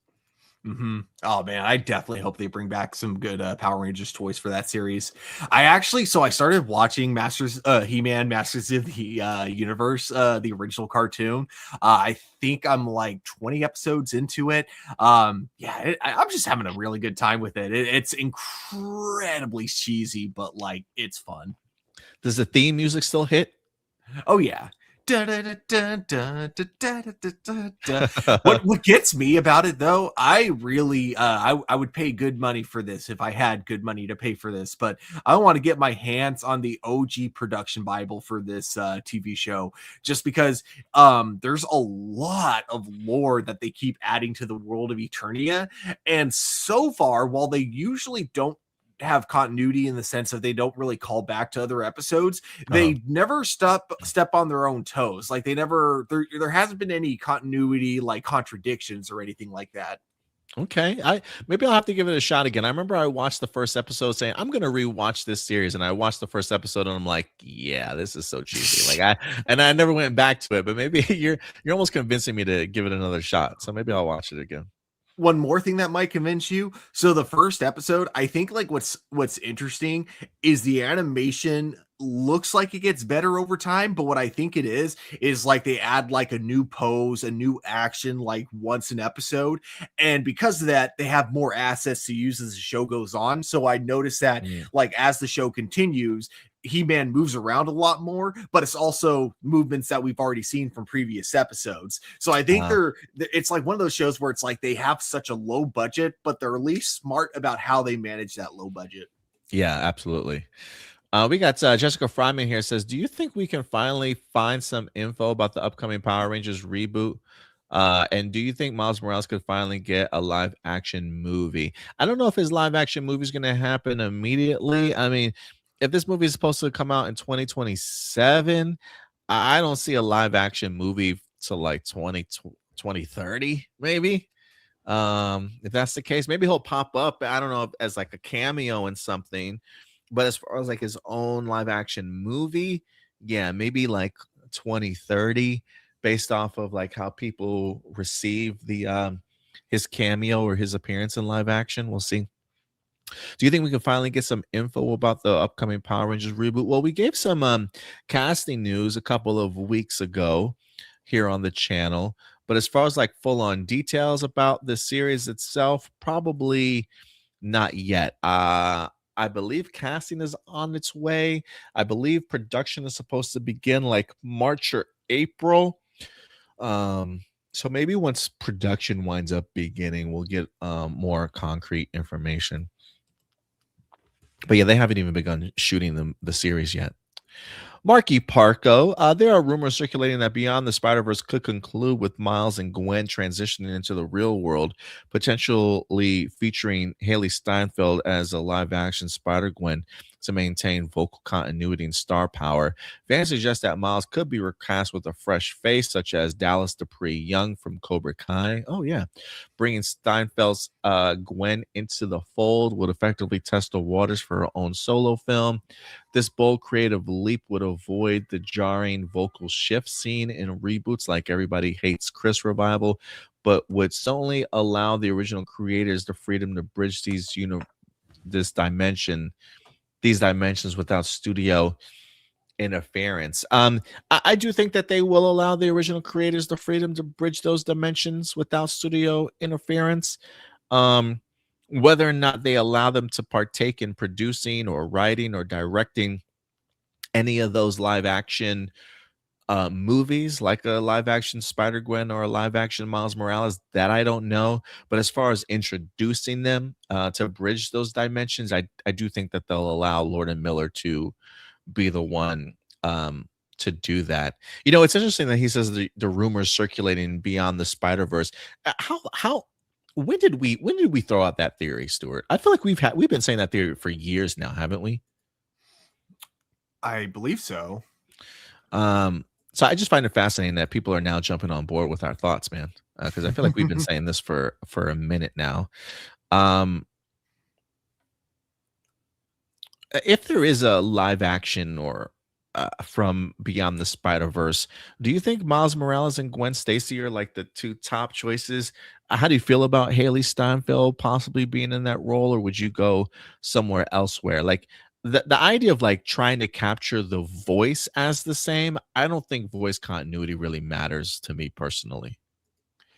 I think like if we're doing like if it's the same version of Miles and Gwen, I wouldn't mind seeing them played by their voice actors because I think with some makeup, I think it would be harder with actually no, I think it'd be hard for both of them because they're both like in their late 20s and their characters are a lot younger. So it would definitely require maybe some makeup and some CG to make them look younger, but I think it could be done. But if it's like you're giving us live action versions of these characters, but it's not the same version of it, I don't really have a need for them to be played by the voice actors. In fact, I think honestly, when it comes to kind of the younger superheroes, I kind of prefer faces I don't recognize. Yeah, Haley is 29 years old. Looks like she just turned 29 December 11th. So by the time, if there are any sort of, she'll be in her 30s. So I don't know. I don't know if there's going to be like a drastic change in age by the time Miles and them get into the real world or not. I probably would want to go with somebody in their mid to early 20s, or at least maybe early 20s. So I don't know. Maybe she's kind of aged out, Haley Steinfeld, in regards to that. I get the point of the name recognition alone being really helpful, but I don't know. We'll have to see. But I do think that they will come into live action in some capacity. I think the idea of doing them both, Spider-Gwen and Miles, I think would be beneficial. But there are talks, I think, even of an animated Spider-Gwen movie. So who knows what they decide to land on. Sony's been really hush-hush right now in regards to the future of all that. My friends call me Joseph. How would you feel if we saw a massive multiverse crossover featuring Sam Witwicky, Michaela Baines, and Noah Diaz joining forces with G.I. Joe to save the various timelines where versions of Optimus Prime have fallen? Would you prefer this ensemble cast to interact in a live-action spectacle or serve as the voice cast for an epic animated feature set in Transformers 1 universe? No, I want that Transformers 1 universe to turn out to be the live action universe. Like just That would be cool. like just give that to me at this point. Like we're literally doorsteps away from it, right? I mean, um Rise of the Beast or whatever it was, literally introduced us to the GI Joe aspect in real life. So um I feel like that's the route that they probably want to go. Hold on, let me bring this up because we did talk Well, about this Transformers. Well, maybe not maybe I'm thinking of somebody. I'm thinking of something else. I'm sorry. I'm sorry. I'm sorry. because like there was, it felt like that was the plan originally, is that they wanted to do this GI Joe Transformers crossover movie, but then like with all these changes kind of going on at Paramount all at once, I think that was one of the many things that were scrapped. They were even going to have Chris Hemsworth in the movie. Part of me was like wondering if he was voicing Optimus Prime just like in the in Transformers 1, but that Right. wasn't. He was supposed to be playing, I believe he was supposed to be playing Duke from GI Joe. But yeah, no, that whole thing got scrapped, and now they kind of want to go back to giving Michael Bay basically full reign in all the like full range in all the Transformers movies, which I am not looking forward to. So it's like, man, Transformers was finally kind of going in the right direction, and then they're like, nah, bring back Michael Bay.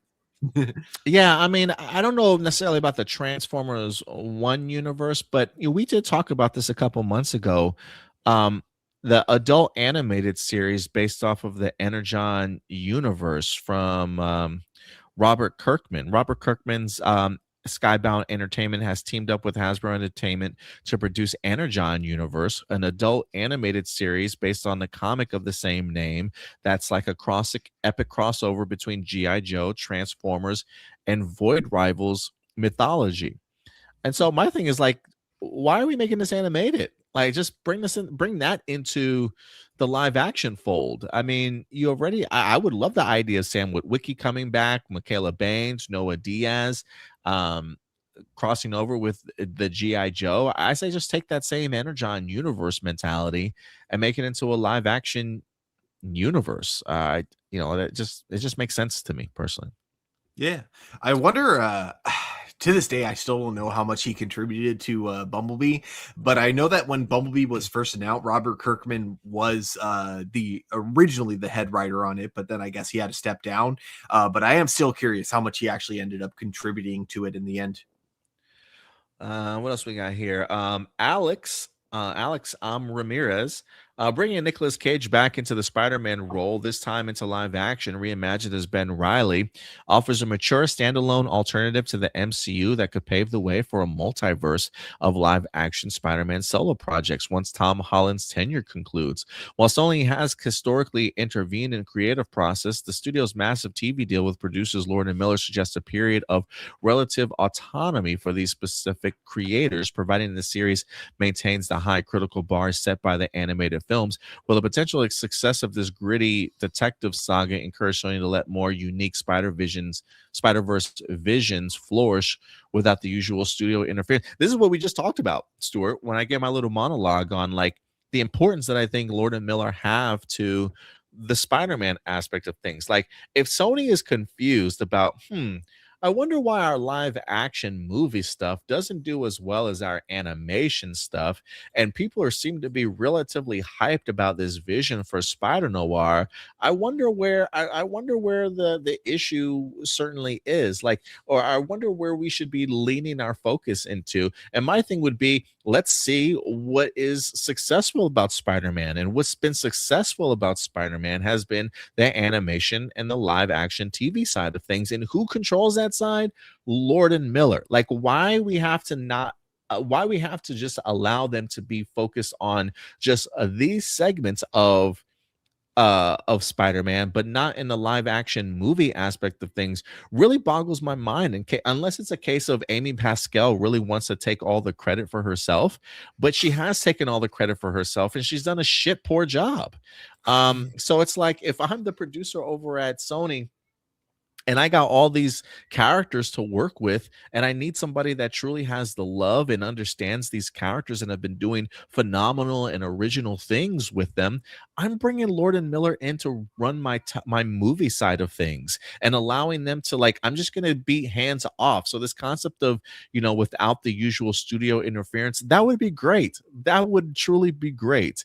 So I'm hoping that the success, especially of Spider-Noir, maybe this is their I personally don't think that they need to prove themselves anymore at this point, based off of what they did with the Lego movies, the Batman Lego movies, the Into the Spider-Verse stuff, their past live action stuff. They're about to also do Project Hail Mary. And then if Spider Noir is successful in the live action TV realm, I'd have no reason why Sony would not allow Lord and Miller to have a bigger role in the Spider-Man side of things on the film side. It truly scratches my head in regards to like it being a head executive and not doing your job properly. Like it makes no sense to me.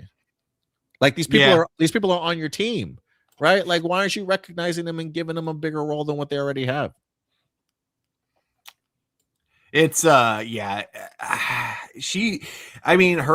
her and Avi Arad, some of the decisions that they make in regards to like the Spider-Man characters make zero sense to me. So it's like the one smart thing I think that they've done was keeping Lord and Miller on after the success of Into the Spider-Verse. And yeah, even though it's like a slow process, I do like how they seem to be expanding their role, like from writers into like producers, because I do feel like eventually they could be the ones that could be kind of like the head of the Spider-Man franchise, knowing like, not necessarily as just writers, but also as producers too, knowing who could write which aspect of the Spider-Man universe, better, who'd be right for, which, part.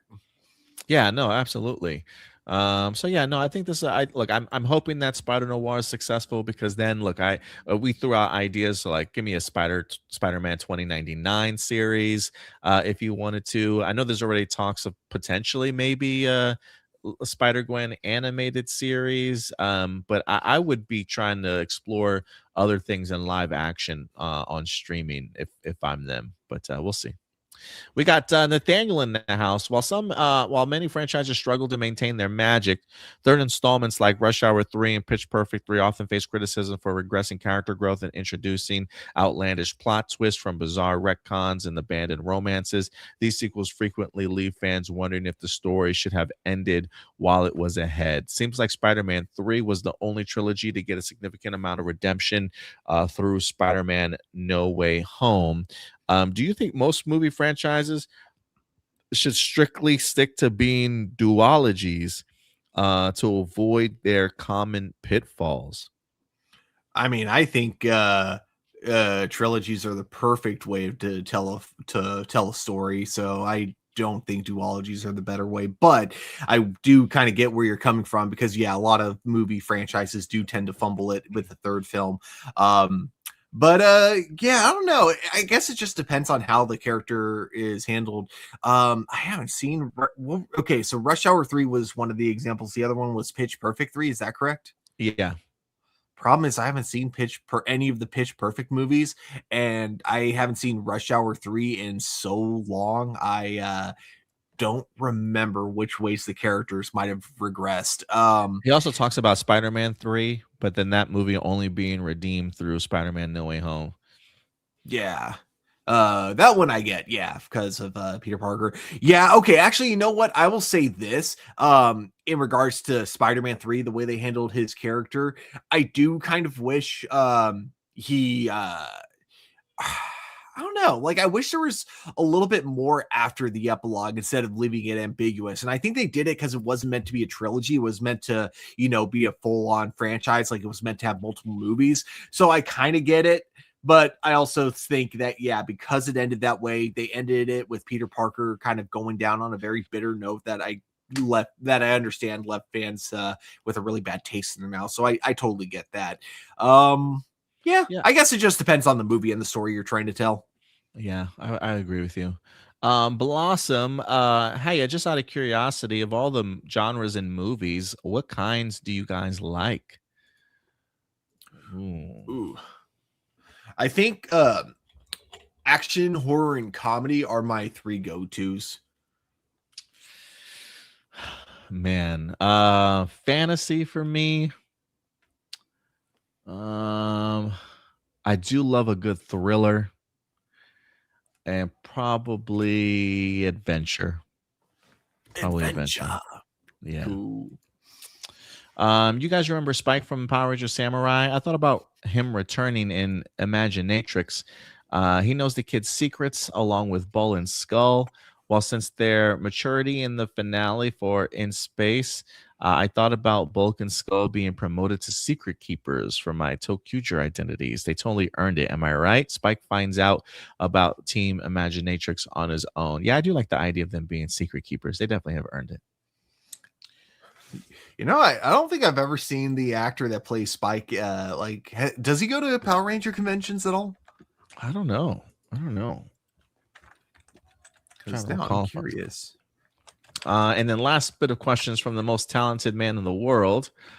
What do you think if Stewie successfully eliminated Peter before the fateful meeting at the yacht club? He would finally clear the path to claim Lois's undivided attention for himself. By utilizing a localized temporal status field to protect his own timeline, he could bypass the biological paradoxes that usually thwart such twisted ambitions.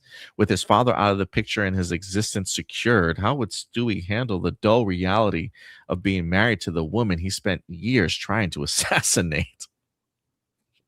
God. I might leave that one up to you, Stuart. I don't really watch Family Guy enough, but what if Stewie successfully eliminated Peter before the fateful meeting at the yacht club? How would Stewie handle the dull reality of being married to the woman he spent years trying to assassinate? I think he would be surprisingly bored. I think he would get bored really easily. Because I don't know if are you referring to the 100? I mean, I can't tell if this comment's referring to the 100th episode special where Stewie kills Lois, and then of course it was all a simulator. Yeah, I don't know. Keep in mind the last episode of Family Guy I saw, like back when I would like keep up with Family Guy, was when they did the "And Then There Were None" parody, where I believe it was James Woods invites a bunch of people to his mansion, and then each one of them gets killed off one at a time. That was the last time I watched Family Guy, like as it was coming out. Nowadays, my Family Guy knowledge, I'll watch an episode like once every couple seasons. So yeah, I don't know is what I'm getting to. No problem, Stu. No problem. Yeah, I think you would get aimlessly bored eventually. Yeah. There's something about the chase, you know what I'm saying? And then once you got it, it's like, well. And Stewie's always seems like his, yeah, I think Stewie's always trying to get the next best thing, I think. Yeah. But yeah, guys, thank you so much for all of your live viewer questions here today. We certainly do appreciate you guys certainly sticking around for all of our great topics and our live viewer questions. And of course, we certainly will be back here again next Sunday for you guys live Sunday at 11 a.m. So certainly join us then. If you haven't subscribed to the channel, please go ahead and subscribe to the channel. Click that button along when we do drop videos throughout the week. You'll certainly know about it. I almost did do a Spider-Noir video earlier this week for you guys, but I was like, I'm just gonna wait and talk about it on Hero Report. But there are sometimes some topics that, even though we do talk about on Hero Report, that sometimes I gotta get to and talk to you guys about. So you can definitely look forward to some of those throughout the remainder of the week. We may have a film segment for you guys sometime in March. We'll certainly keep you posted, or sometime after March. Stuart and I have been talking about maybe doing like a movie review of the movies that we've seen that week in like a once a week episode or something like that. But maybe we'll see how our schedules fall into place come March.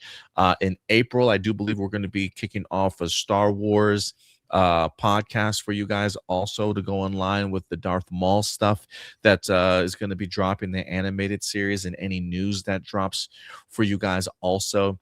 So certainly stay tuned for that. We would personally like to try and attend Star Wars Celebration in 2027 if possible. So we'll definitely keep you guys posted. So we definitely have a lot of work to do in regards to Star Wars, our Star Wars podcast come March.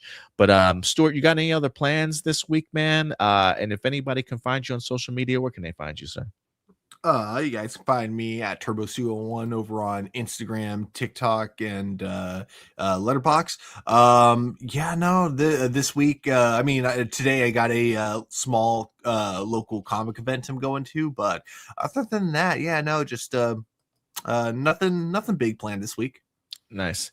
Yeah, I'm gonna try and see if I can hit up a couple movies here this week. I definitely want to see the two movies we mentioned early on, Crime 101 and there's another like a time traveling kind of movie. I can't remember the name. I can never remember the name of it. Have fun, be safe, don't die. Don't die or something like that. Yeah. So I want to see that. If anything, you could probably expect my reviews for those up on our TikTok page later on in the week. TikTok over here at Hero Report if you want. If you want to follow us anywhere else on social media, you can do so right here at A Plus Opinions. We're very active over on our Facebook page. That's where we post most of the news throughout the week, any breaking news, casting updates, posters, trailers, behind the scenes stuff. Our Facebook page is what we keep up to date on a daily basis. And then we take 6 topics from there and we talk about them here on our YouTube channel. If you haven't subscribed to the YouTube channel, please go ahead and do so. And then again, everywhere else at A Plus Opinions. But that will do it for us here. Even Kiki and Lucas saying, I'm going to see Crime 101. Let me know what you think about it, Kiki, when you check it out. But other than that, guys, that will do it for us here today. We'll certainly see you later on next week and maybe in between the middle of the week if we have other topics or trailers to review with you guys. But until then, do us a big favor, as always. Take care of yourselves, take care of each other, and keep it A+. I'll talk to you guys later. Bye.